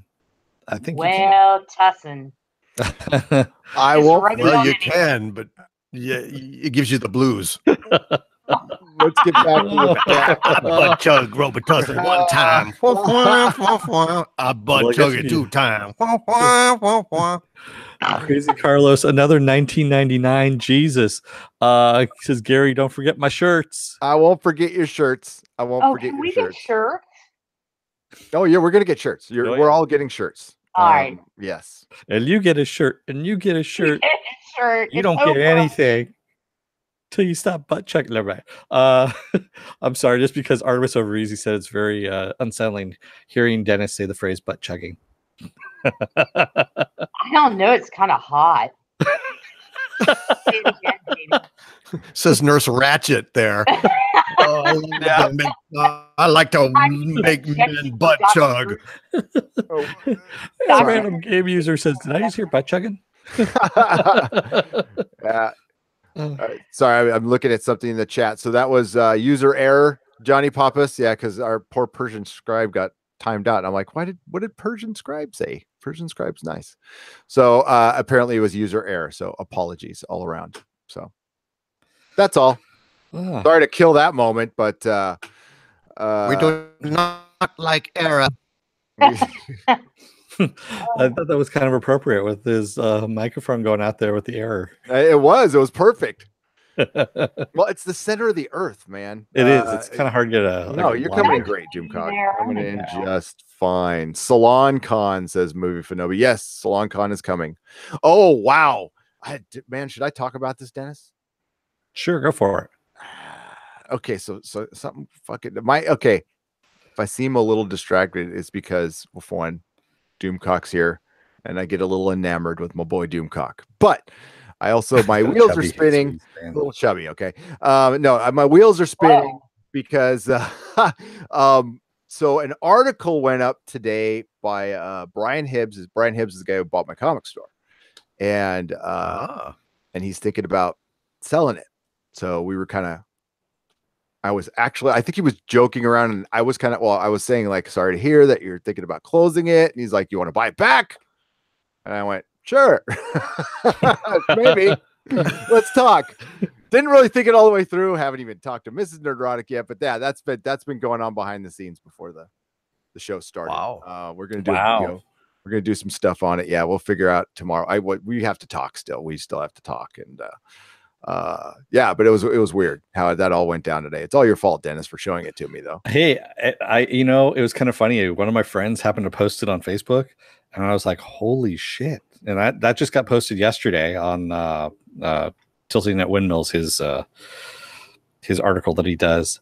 And the first thing when I saw the picture, I was like, oh my God, really? You know who took that picture, right? I know. That's what I'm saying. I've seen that picture all the time. And that's why I'm just like, no shit. And I read it real quick, and I'm like, and I immediately copied and sent it again. I'm like, you might want to take a look at this. And I think you were on the treadmill at the time, right? I was on the treadmill. Yeah. Did you fall off? No, I had to stop. I'm like, I can't read. I told you, I'm like, I can't read this right now. It'll make me like emotional and shit. So yeah, that was weird. So I don't know what's going on. I mean, like, I don't know. We'll find out. But yeah.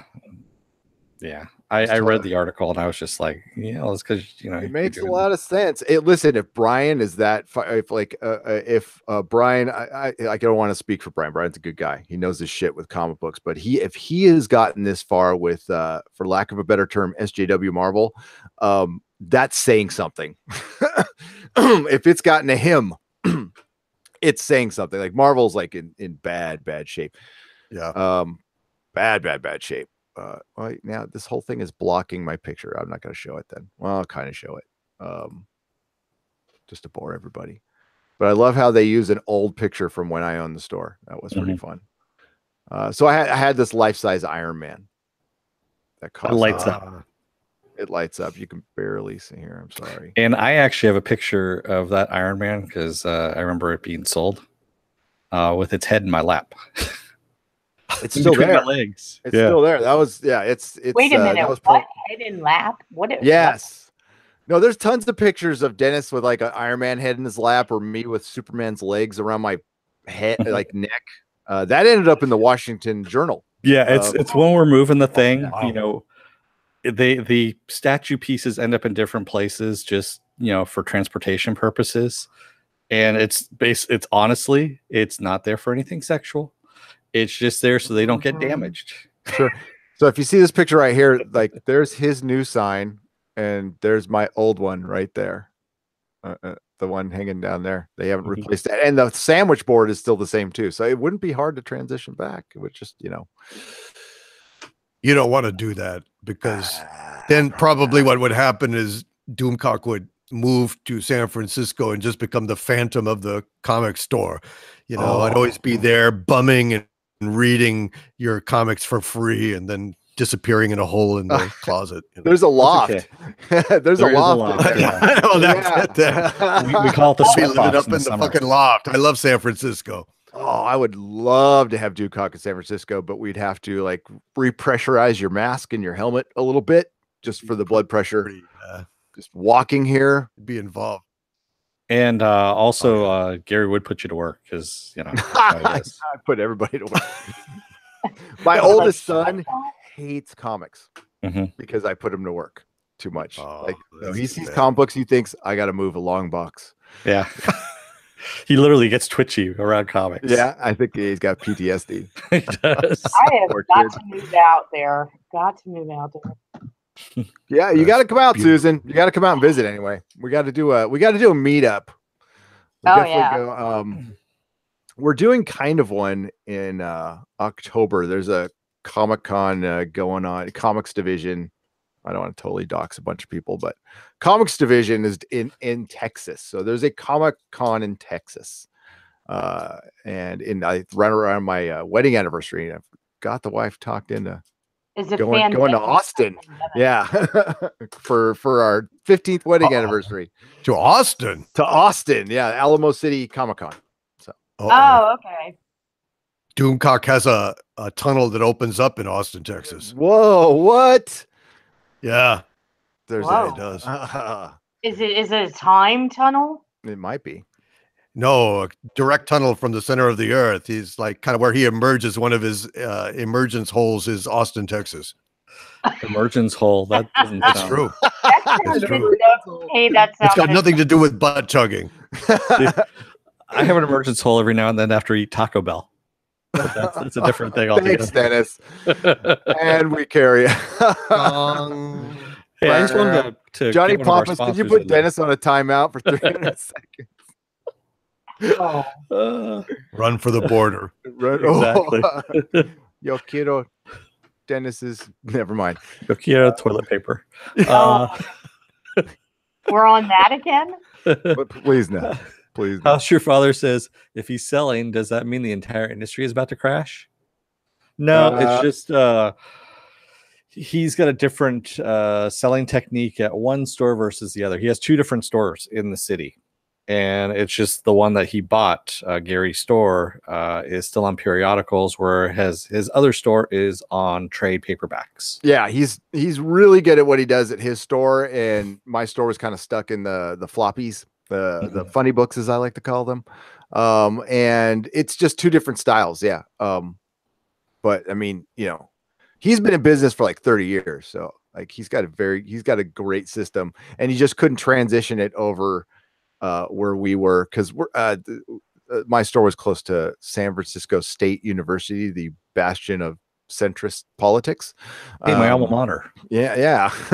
So yes, and yeah, so it's more of a, you know, it's college kids, they ain't got no money, so but you guys work a little. DOOMCON, I love DOOMCON. That is a great idea. That would be awesome. We had And some no movie chat. for Nobi. I am not going to Austin as well. You never know. Maybe I could talk Dennis into it. DOOMCON. DOOMCON. Time for DOOMCON, says Penn Farm Girl. I love that idea. Yes. Keep Austin weird. Apple Crow's here and says, I'm sure you were all having fun, but now the party can really start. Hey, look at the time. We have to go. Oh, yeah, Apple Crow's here. Apple Crow. Hail Apple Crow, one of my Hey. legionnaires. By the way, did you ever get your package? Oh, Oh my God. Yeah, I'm an asshole for not sharing it. So I will tweet that tomorrow, but I have put it on many. Okay, I wanted to make sure. I didn't hear anything. No. I have this staring at me every podcast. he's Right there. actually Not got know that that. picture out. Yes. Quite My a wife thinks bit. it's a little weird, and I don't care. Yeah, there's some things that he's done to it on you know, while we're putting podcasting that. Quiet. By the way, it's don't out forget there. to lick that button. Yep. Yeah. Lick, like, and subscribe. Click like and subscribe. So yes, I did, and I have a picture, and I was ready to tweet, and I didn't. I don't know, but I'll do that tomorrow. I'm sorry. No, that's fine. I just wanted to make sure it wasn't lost in the mail or something. Oh hell no! And then yeah, I have got your card right here. I got everything. I'm like set. I am a proud legionnaire of Doomcock who has an amazing Patreon, and he puts he's great about putting stuff like actual content up. And I'll catch one of you if you ever do one on a Monday. I will be there. I will make sure I'm there. Yeah, it's a lot of fun, man. My singing band. Yeah, at Emergence Hole, I did picture Jim Carrey being birthed by that fake cow as well. Ay, ay, ay, ay, ay. So in other news, that was a bad transition. I know. Okay, terrible transmission, but I like it. In other news, dick dipping. Yes, dick dipping. We got to see the trailer for Star Wars Resistance. That's coming out October 7th on the Disney Channel. And Gary had some news about Star Wars Resistance. I guess it was met with some resistance. Is that what's going on? Oh, yes. Let me share the picture with everybody. I mean, I'm sure it's gotten worse by now, but did you guys catch the like to dislike ratio on that video? It was pretty fucking shocking, considering that this was on the, I'm going to like stretch this out as much as I can while I find it, blah, blah, blah, stretching, making time. Sorry. This is fucking live. So, there it is. Here we go. This is early on. I'm sure it's much worse by now. Oh, ouch. Yeah. It's bad. I'm sorry. I haven't seen it, so it's awful, huh? It's fucking terrible. You know, it was funny. Dave Filoni distanced himself yesterday, and we thought it was because he's probably going to take over Star Wars, but it was for a completely different reason. This is good. Mako says it's 5.1 likes and 10.1k dislikes now. Oh shit. Yeah, that's on the Disney YouTube channel too. They might like wonder how they're responding to that, and that probably has very, very little to do with the actual. I mean, the cartoon's not good; it looks terrible, but this is all. Yeah, wow. Oh my God, that's terrible. Just 2-1. Yeah, it's 10,000 to 5.1. You're right. This is all blowback from Ri'an Johnson. This is not going to stop. Believe me, episode 9 is going to get delayed. I promise you, they're going to delay it. They're going to delay it at least a year. Really? I guarantee it. They will delay this movie.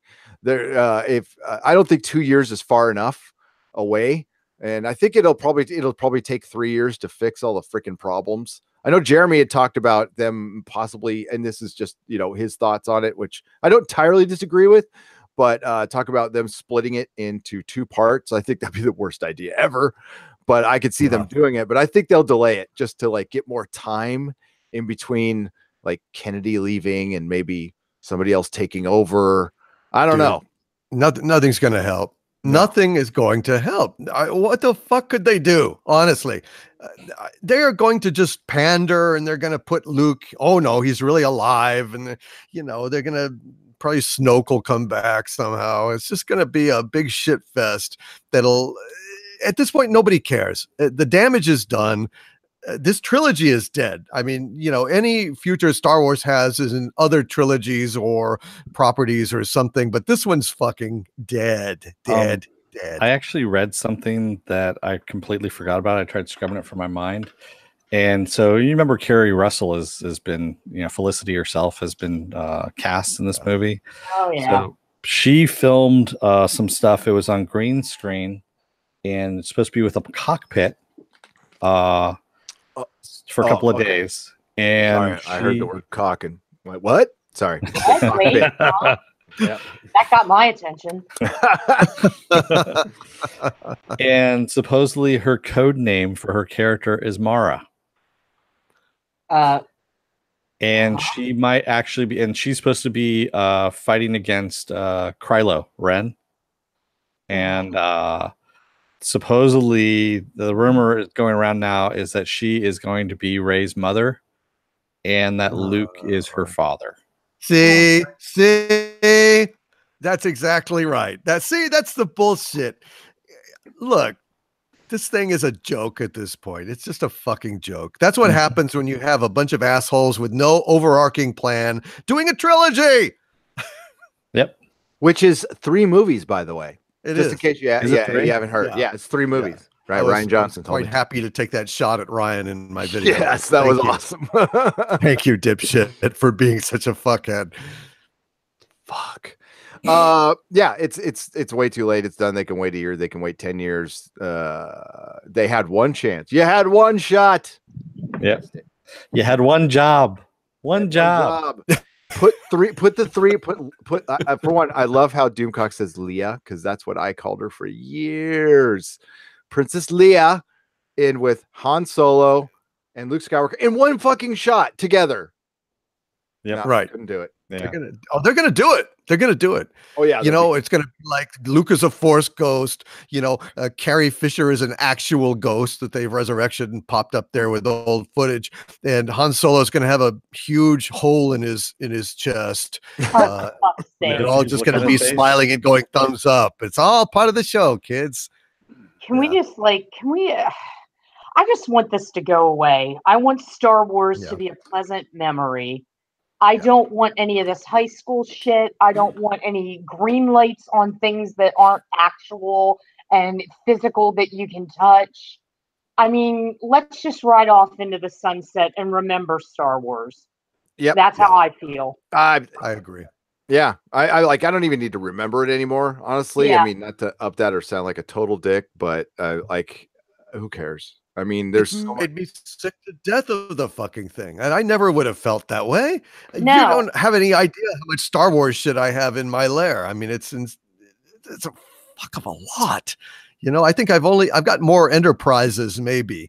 I've got every Enterprise ever made, just about. I love that. Awesome. I'm obsessed with fucking Matt Jeffries' Enterprise design.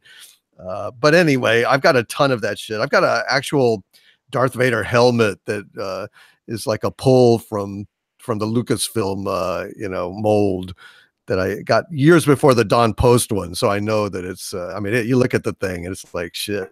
Really, that's awesome. Yeah, but I mean, it's like Hollywood is just systematically killing my childhood. I'm like, stop it, just stop. Yeah, I agree, 100%. I'm sick of it. It's just they've killed it. They've killed the joy. I don't give a fuck. And I'm sick and tired of these assholes insulting us. I mean, that's the insults on top of injury that really does it. It's like, yeah, you go fuck yourselves. Okay. I'm not interested anymore. Then you're going to like this question that Apple Crow has for you, Doomcock. He says, do you think STD could be saved when Mikey Spock teaches some cyberneticists how to be better at their job and create the Borg? That's my theory. She's gonna accidentally create the Borg brilliant, and then some man will come by and screw it up. So the Borg will have been perfect, and then like Scotty will get to it or something, and then jack it up. So, do you think that Gregory Peck is doing a 360 in his grave? Oh, you can hear him doing 3,500 RPM right now. Yeah. They're just mean. They're mean to Doomcock, because it's just going to make me so mad that I'm going to just be like, when you get so mad, you'll just do any cheap shot that's within reach. And I know I'm just going to start calling him, Ethan Pecker, just because, because I'm so mad. It's not his fucking fault. He's just an actor. He's just trying to do his best. He's miscast, I'm sure. He doesn't look anything like it. He looks completely wrong, but he's going to be Ethan Pecker at some point. Just like go ask Orville, Reckenbacher in Solo. Yeah, Orville Reckenbacher. Yeah, right. Wait a minute, who was that in Solo? Zach Quinto kind. I mean, like little. I mean, I can buy him a Spock. I can. He had Leonard's way. I mean, he studied Leonard. They were friends. Yeah. I thought Zach was okay at it. Yeah, except he was angry all the time, which was like, yeah, it's very Vulcan of you. Leonard Nimoy doesn't have like. Well, no, that's the script. That's the script. Well, I know it was, but still, it was just like, really, man. Yeah. Mako actually says they will delay Mako says they will delay episode 9 and split it into 2 movies, fill it with fan service, maybe even hire a fan favorite like Joss Whedon to direct the second one. Oh, Wow. I could see them being that worried over it. Yeah, I heard that comes Bruce the- Campbell's going to be in it. what the hell? Okay, done. Yeah, Bye. Good night, everyone.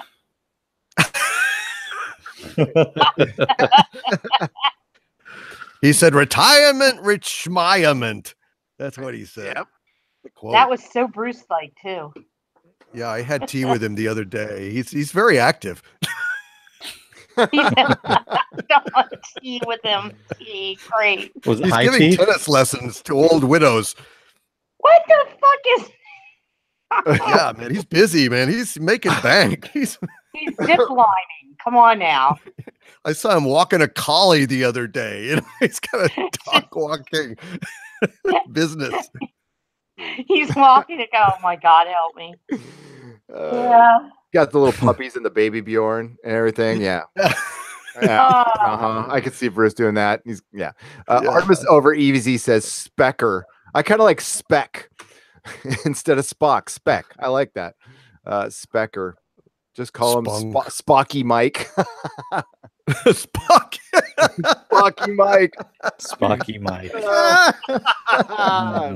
Well played, Apple Crow. Or you can call him Spocky Mary. Mikey, Spocky Mike. Spocky Mike. I love that.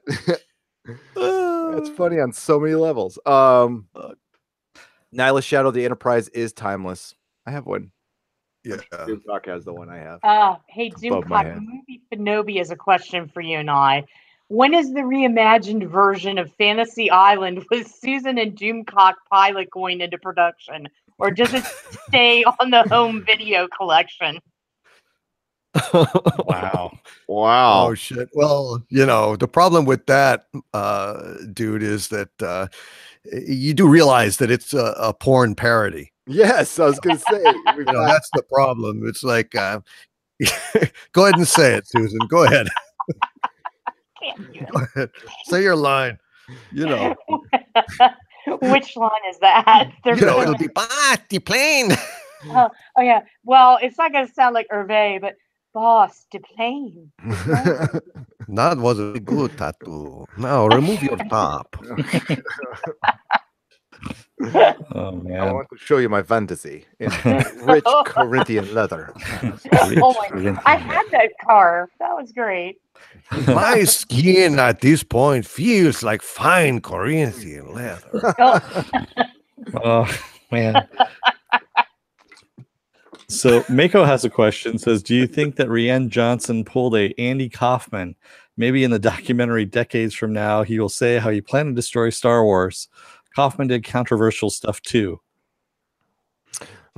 If it was an elaborate troll job and he actually fooled Kathleen Kennedy, he would be a legend. He would be an absolute legend. I could not deny that. If that was his whole intention, was to absolutely screw it up and see if he can get over on some big exec because they don't pay enough attention because cocaine. And yeah, I think I would totally turn around and just like have to bow down at the trollness, but that's not the case. No. I don't know. I mean, what the fuck was he thinking? I mean, if he really is just a agent provocateur and, you know, he doesn't give a fuck about Hollywood or anything, and he's an independent artist that just wanted to really, really, really watch the world burn. Yeah, I don't know. We all saw that old video of his, right? From a couple of years back, where he said, you know, he wanted to make controversial movies where, you know, you got half the people that like it and half the people that hate it. And that's who he is.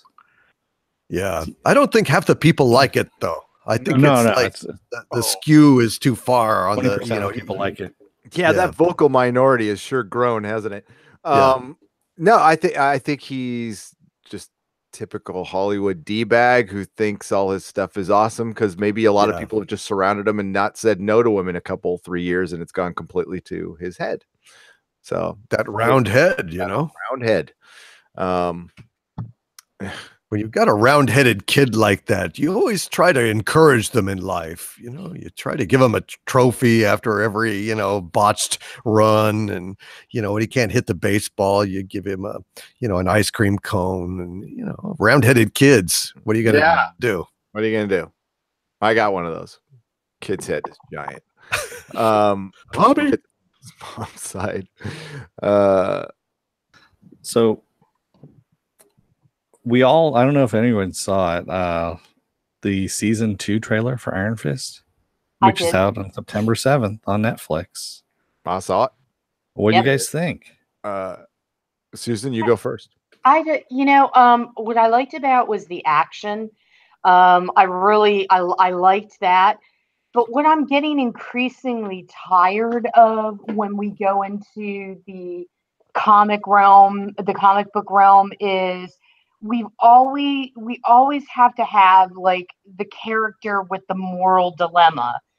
Good versus evil is always at is always the thrust of any kind of superhero endeavor. But this introspection, really, can we stop? There was like this struggle with the character, you could tell, and I don't know. I guess I'm just over that portion of it. But the action, the way it was shot, the conflicts that are coming up, I think it looks exciting. But I just could do with a little less introspective thought. The showrunner of this one is actually a stuntman. Okay. So he's also a huge Iron Man fan, or Iron Fist fan. Iron Man. He's a huge Iron Fist fan. And so he said there's a lot of things that he heard. He said he was sitting out in the audience during the first season of Iron Fist. And there's a lot of things he wanted to see that he heard from the fans. And that's what he put into the second season. Yeah. The panel is actually up on our channel. You can go if you want to sit through. It's like 20 minutes of it. We got 90% of the panel, none of the crowd questions or anything, but that's exactly what he said. It looks good. I'll have to, and I mean, like the first season was okay. I mean, I would not watch it again or anything, but the fighting looked badass. That's all I really care about. There's superhero fighting. There's costumes. And it looks like a lot of people are just gonna be beating the shit out of each other for 13 episodes and doing superhero stuff. Great. If it's like I'm thinking about my mommy and daddy for 3 or 4 episodes, I'm out. I mean, he's already having moral dilemmas, and he's looking at, pained, and it's like teen angst, and I'm just anticipating, suddenly we're going to hear Sarah McLachlan's, Arms of the Angel, or actually Angel, which was every sad song that 90s Dawson's Creek did. That's just the vibe I was getting from that. But the fight sequences are on point. They're freaking amazing. Yeah, we actually saw a few of them at Comic-Con, and the one with Davos is just brutal and awesome. He's got his cheesy yellow mask on, and it looks good. It actually looks good. I don't know what the hell they were waiting for. But yeah, they've got Iron Fist has the mask. He has his mask on. The mask. Yeah. Oh, well, that's a lot better. I didn't even watch the first season. I just heard bad things about it. But goddamn, that sounds pretty good. Yeah. With Luke Cage, I would, if you're gonna watch Luke Cage, just watch episode 10 because it's Power Man and Iron Fist essentially, and then you can kind of see that they've, Marvel listens to their fans. That's what that whole panel was. That's why it was music to my ears. It was like, we heard you. We still think we did a good job, but we heard you, and we're going to give you everything you asked for. Every single complaint they handled it. They improved the fight scenes. Finn Jones looks like he's a superhero now. Everybody learned how to act, and they trained, and they're all fighting themselves. And I'm like, see, that's how you fucking do it. You're getting paid a lot of money. You're getting a lot of people are taking their time to see your product. Act like you give a fuck, and they do. So that was nice to see. It was nice to see. Yeah. Mushinobi says #feeling in turbo lift. Feelings in turbo lifts. Oh no. I can see that. Feelings in turbo lifts. It's coming. Shout out to Kids in the Hall. Kids in the Hall, yeah. And Johnny Papa says, "Can I skip the last season of Iron Fist?" Yeah, I mean, No, yeah, there's- don't want. Yeah, there's a couple of good episodes in there. Episode 10, for example, when he has to fight the bosses, basically the boss level. That's actually kind of a good one. go on Wikipedia or watch a recap or something on YouTube, and then go into season 2. You'll be You fine. can watch our recaps. Yeah. There you go. Yeah. We So have recaps. Viking bitch is wishing me a happy birthday because it's midnight where she is. So Happy birthday, dude. thank you. Happy birthday. Happy I birthday. Thank you to him. Yes, you're already saying that's. Yeah. And it made me all warm and fuzzy. It did. Me too. Mm. I'm not going to All say the right anything. All the Mhm. Oh. So for Gary's birthday, Hulu decided to give us the announcement that Runaway Season 2 is coming out on December 21st. Oh, thank God. Yep. So yeah, and guess you know what? You know who? Somebody wrote an article on that. I can't remember though. Yeah. It was Did someone write an It's article? random fan. random fan wrote it. Yeah. She did. Wait, I thought, was this on Bloody Disgusting? It was on Oh my God. Bloody Douchegusting or whatever they're called. So a little context to this: Bloody Disgusting and 1428 Elm are kind of like they're rivals, we'll say. So when Dennis gets a link, he'll shoot us a link sometimes of news. Go, hey, check this out. So he shoots Susan the link of Bloody Disgusting when she probably wrote an article on the exact same thing, or her website did. But he shoots the competing website to a classy act, buddy. Good job. Hey, And I like I laughed, though. said, I was like, I looked at my phone and I'm like, this is too funny. I'm like, seriously, Dennis, thanks for that. Made me feel good. Warm and fuzzy. Nice. I was, like I said, sometimes this stuff comes to me while I'm in the bathroom and I got to actually act on it and send it out as quick as possible. And, because I got to get out of the bathroom, I'm working fast there. It's multitasking. Hey, Part of me died when you sent that to me, but I'm over it. that was so. When I saw that, I'm like, oh my God, Dennis. But, I would have probably done the same exact thing. So Yeah, probably. yeah. Oh, most definitely. Most definitely. Hulu also announced as well that Castle Rock is going to be renewed for season 2. That is good. The show. Well, I mean, okay, the show's getting good. It's getting good. I don't know if it is good. It has J.J. Abrams' name on it, like every fucking thing else does in the world. So People seem to like it, though. I mean, I like it. It gets a lot of positive feedback at 1428. And I think a lot of it has to do with Stephen King. So for the horror community, J.J. Abrams is kind of he's kind of overshadowed by Stephen King. Yeah, it doesn't have mystery box qualities because they've paid stuff off within the show like pretty quick.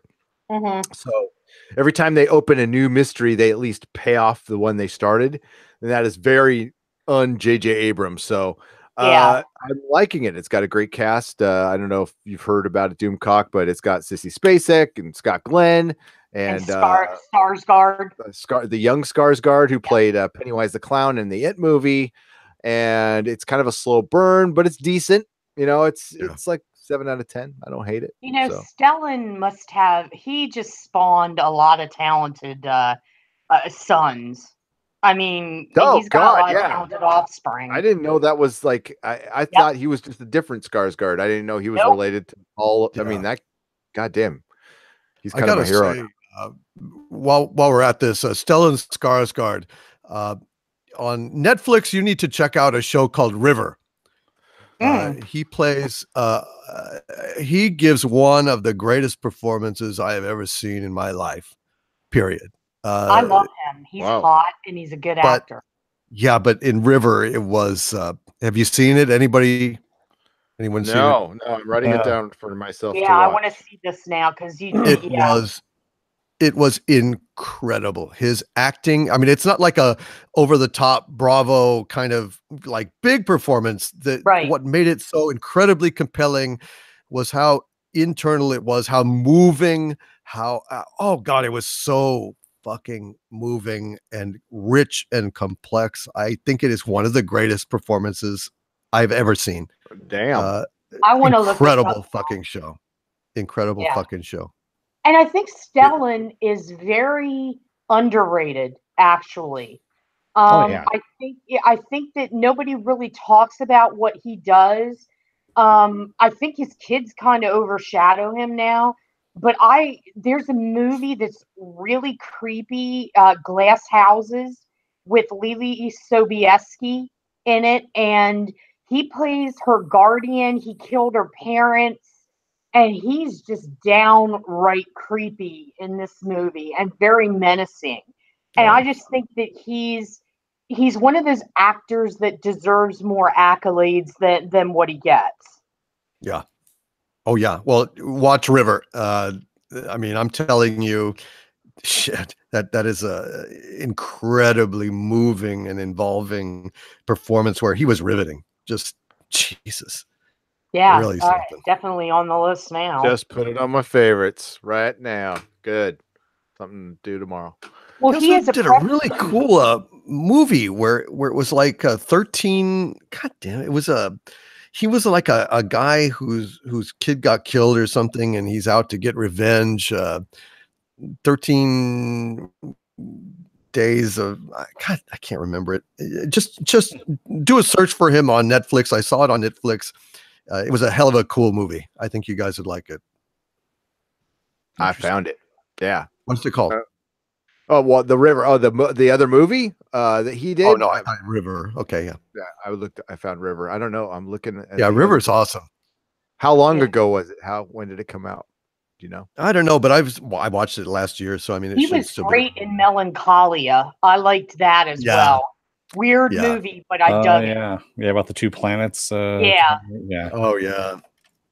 It's called 13. Is that 13's in the title? Yeah, I think. Richard Frost I'll find it for you new guys. TV series filming now about the Chernobyl disaster.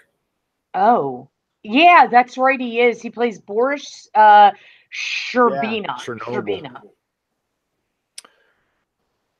And then again, conversely, he's in Mamma Mia. Here we go again. Yeah, I was gonna say that's it right there. Yeah. In order of disappearance. In order of disappearance. There we go. Yeah. Nils. His last name's unfortunate in that, but yeah, I want to check that out. Yeah, and he was really good.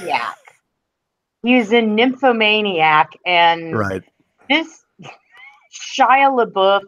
Apparently, the rumor was much like Tattoo with Maude Adams and Bruce Stern, who Bruce claims they actually did it on camera.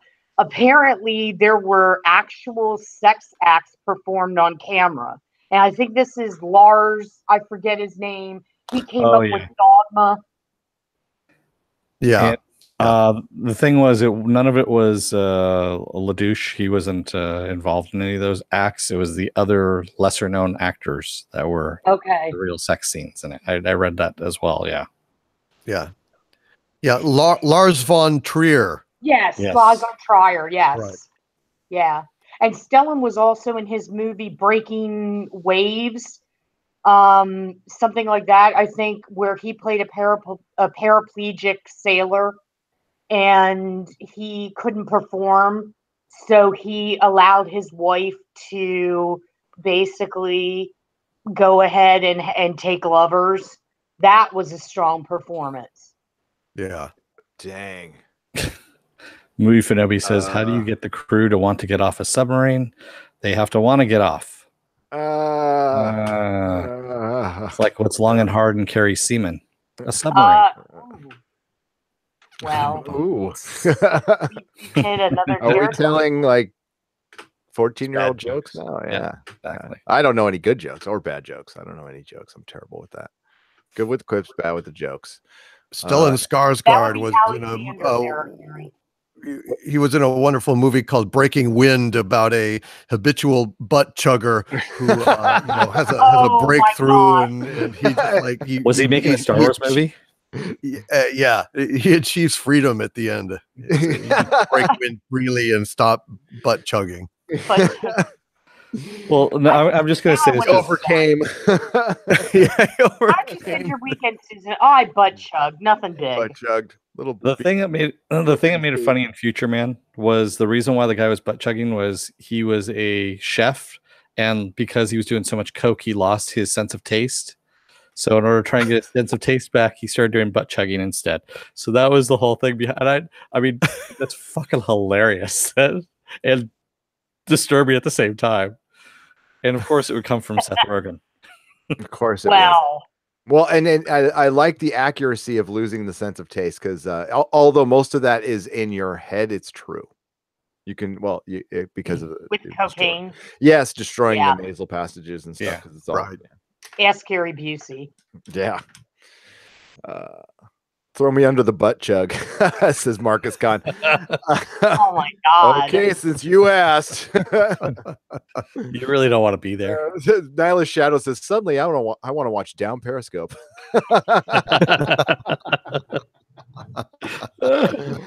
Oh boy. Crimson Tide.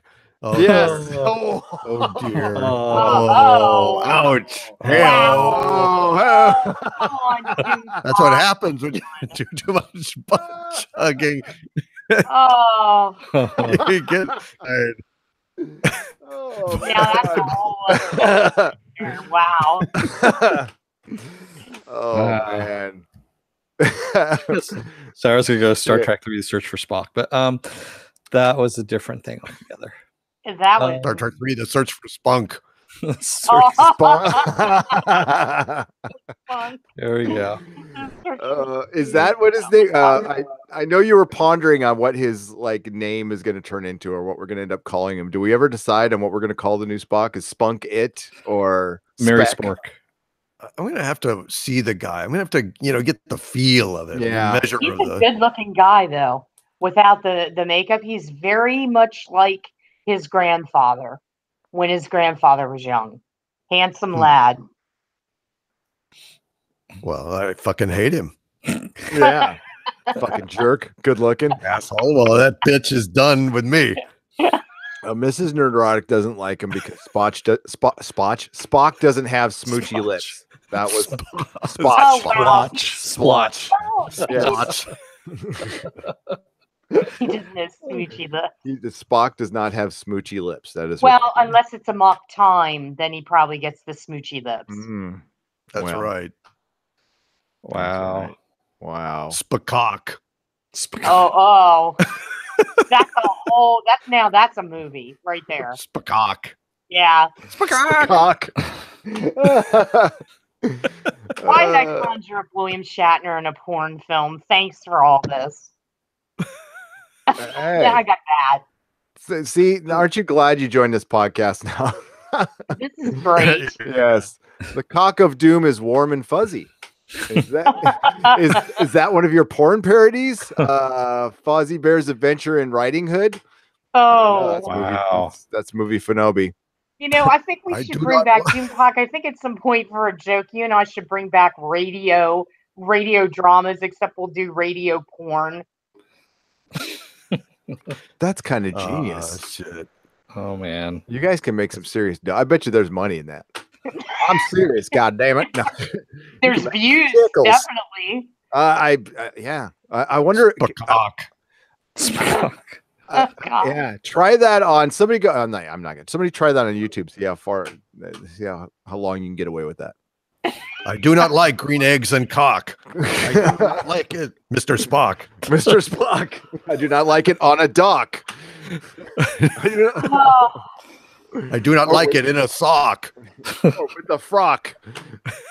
I do not like it. Kaplock. I did say I was a professional, but that's gone out the window now. Yeah, there was a couple of things I was going to add to that whole rhyme, and I was like, nope, pulling that one back. So, yeah, hanging out with us Yeah. and do that. Mufinobi says, I understand if you need to revoke my wrench, but I am truly a respectable man, I promise. I don't know. I've talked to you now. I know you. Sure, And- absolutely.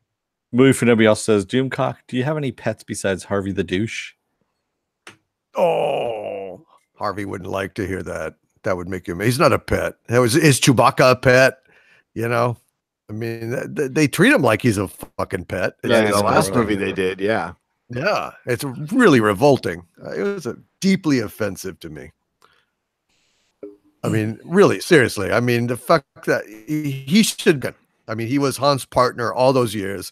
It's his fucking ship, and I don't know why. It's like he came along with this ship, and I don't even know why Ray has the fucking ship. It's a goddamn disgrace. Seriously.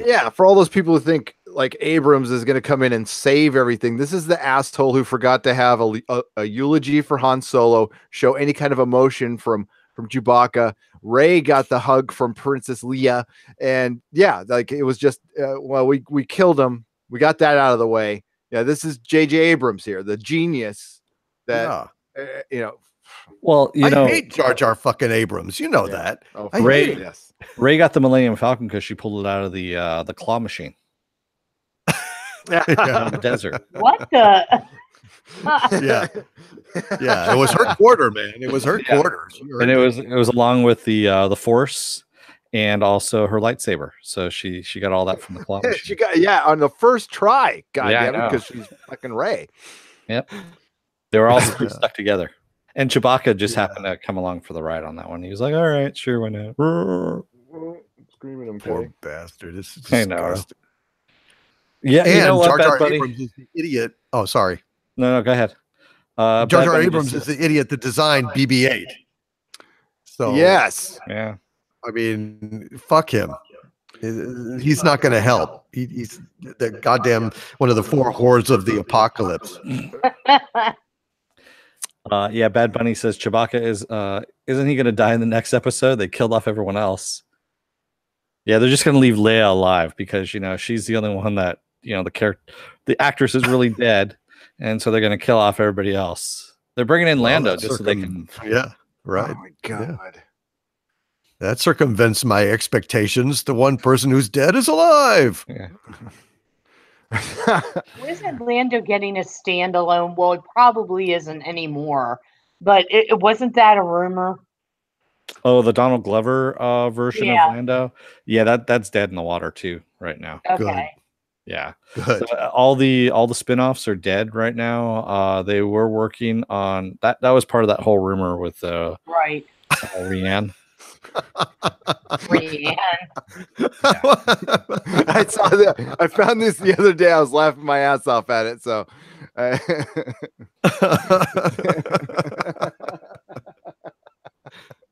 Oh yeah, the claw. The claw. All right. I'll stop it now. But that just made me think of it. The claw. Good times. All right. So we're gonna wrap things up. Sure, we didn't get to everybody's news, but I gotta work tomorrow.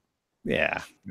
But like, let's go to the chat for like a couple seconds here. For one, I've gotten a ton of birthday wishes. Thank you everybody for the birthday wishes. I really appreciate it. And those of you who've sent me messages, I will respond. It's really cool. I take the Patton Oswalt, although I don't like him that much anymore, but he did have a funny bit about birthdays where I think it was after 40, you only celebrate, or after 30, you only celebrate every decade, like when you turn 40 or 50. And then after 100, if you live past 100 each year, a law does not apply to you anymore. So like murder is legal when you're 101. Yeah. So So when at 49, I try to like seriously forget about it. Like it's meh. I told my wife to do nothing. I don't know if she listened or not. She probably did. But thank you very much. It's weird being 49. It's really weird. And thank you to DOOMCOCK for coming on the birthday episode. This was great. You are welcome.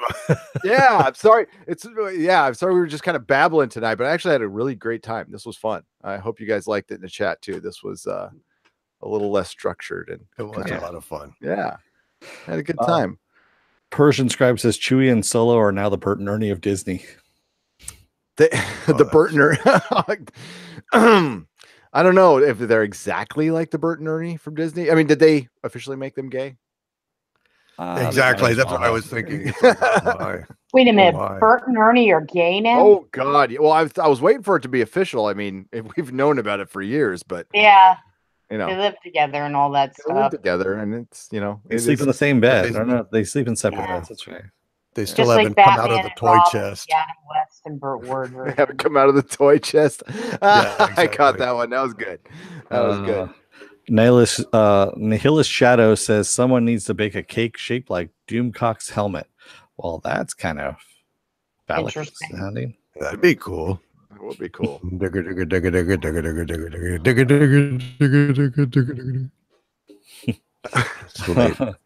Bad Bunny says butt chucking Bert and Ernie. Wow.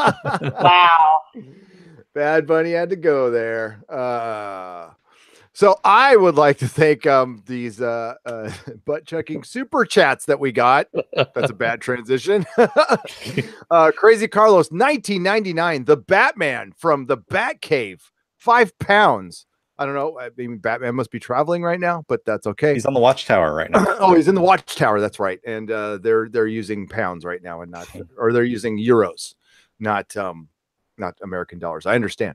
Johnny Pappas for $2, Mary Ashmead for $2, Penn Farm Girl for $5, Crazy Carlos for $19.99, and Crazy Carlos for $19.99. Wow, that's very generous, Crazy Carlos. You're awesome. Yeah. Damn, Crazy Carlos. You are crazy. He is pretty loco. Yeah, he is, man. And then let's everybody, thank you in the chat. Usually we thank everybody in the chat, but I do have to kind of rush off. So I'm sorry, but thank as many people as you can while I get the video. All right. I want to thank Nihilist Shadow, Artemis Over Easy, Ed Brewer, Persian Scribe, even though he says, and Dennis too, I suppose. But yeah. Movie Fanobi, Bad Bunny, Mary Ashmead, Apple Crow, Marcus Kahn, Philip A. Demick, Crazy Carlos, Slurmy Scott, Viking Bitch, Bishop Pax. Who else do we have in here? Alien Renders. Who else? Random Game User 42. Yeah, random. Barbecue. Yeah, random. And Feisty fan. Yes. yes. Whoa. Did she just pop in, or is she been here? Did I miss you, Feisty? I think she's been in and out. Oh, yeah, because it's game night for her. Yeah, so. it's game night. It's magic night is what it is. We got to talk, Feisty. Johnny Papas. Richard Frost, Richard Frost, Michelle Flores. I'm smart. Yes. Love Brian Smart. TJ Warner, Lubella, good to see you again. Lubella. Alita Mitchell, my Attorney General of Evil. Oh, Yeah. that's such a good name. Anita Mitchell. How are you? The Attorney General of Evil. That is brilliant. That is her title. I love she it. wanted in Lair. Nice. And I think, and everybody else that I can't find up here because I can only scroll so far up in here. That's cool. Thank you so much for joining us tonight. Thank you, Random. And thank you, everybody, for, again, the birthday wishes. Excuse me. Susan, plug your wares. You can read me at 1428 Elm at Heroic Hollywood and TV Series Hub, where I cover Lodge 49. And you can catch me on Twitter at Susan on the Ledge, and I'm on Facebook and Instagram at Convergin. And next week I won't be here. I won't be joining because I will be in Indianapolis at Horror Hound. Oh, you're breaking that con cherry. Is that what you're saying? Yeah, I'm gonna have to Yes. find a new name. Oh, The virginity is gone. And don't forget to say hi to the world-class bullshitters who will be there. They're guests there. I So you will gotta look go for. see I will Jeff. definitely look Yes. for them. Who And I have also no want to idea who say, we are. I also want to say hi and thank you to Stephanie B, who just showed up in the chat here. I know that's one of our newest subscribers. Yes. Yes. From Doomcock. Thank you, Doomcock. Stephanie B, welcome. It's good to have you here. And she wished you happy birthday too, Gary. Oh, thanks. She's been very nice. So yeah, good people coming. Doomcock has a great crew. So and it's growing. It's so great. Doomcock, not that you need to, but go ahead and plug your wares, sir. Well, thank you. I have a YouTube channel, youtube.com/overlorddvd. I have a Patreon site called The Lair. It is doomcock. And we have all sorts of a ton of exclusive content over there. Starting at $1, you get access to a Doomcock Roundtable every month, and Dick Doomcock Power Hour, which is a variety show and funny thing we do, and a lot of other stuff. And finally, I've got a store selling T-shirts and weird stuff at Zazzle.com/DVD Shoporama. So thank you for letting me plug away, my friends. And Gary, happy birthday, my friend. Thanks. And all of that will be links in the description when this turns over to be a video. Thank you for joining me, Doomcock. And Dennis and Susan, thank you for being here as always for my birthday. It's pretty fun. I can't think of a better way to spend it. Well, maybe with my family, but that's tomorrow. So, Yeah. And yes. I had a great time, everybody. So we'll see you next time. Our next show will probably be Sunday. Oh yeah, it'll be Preacher and Venture Brothers.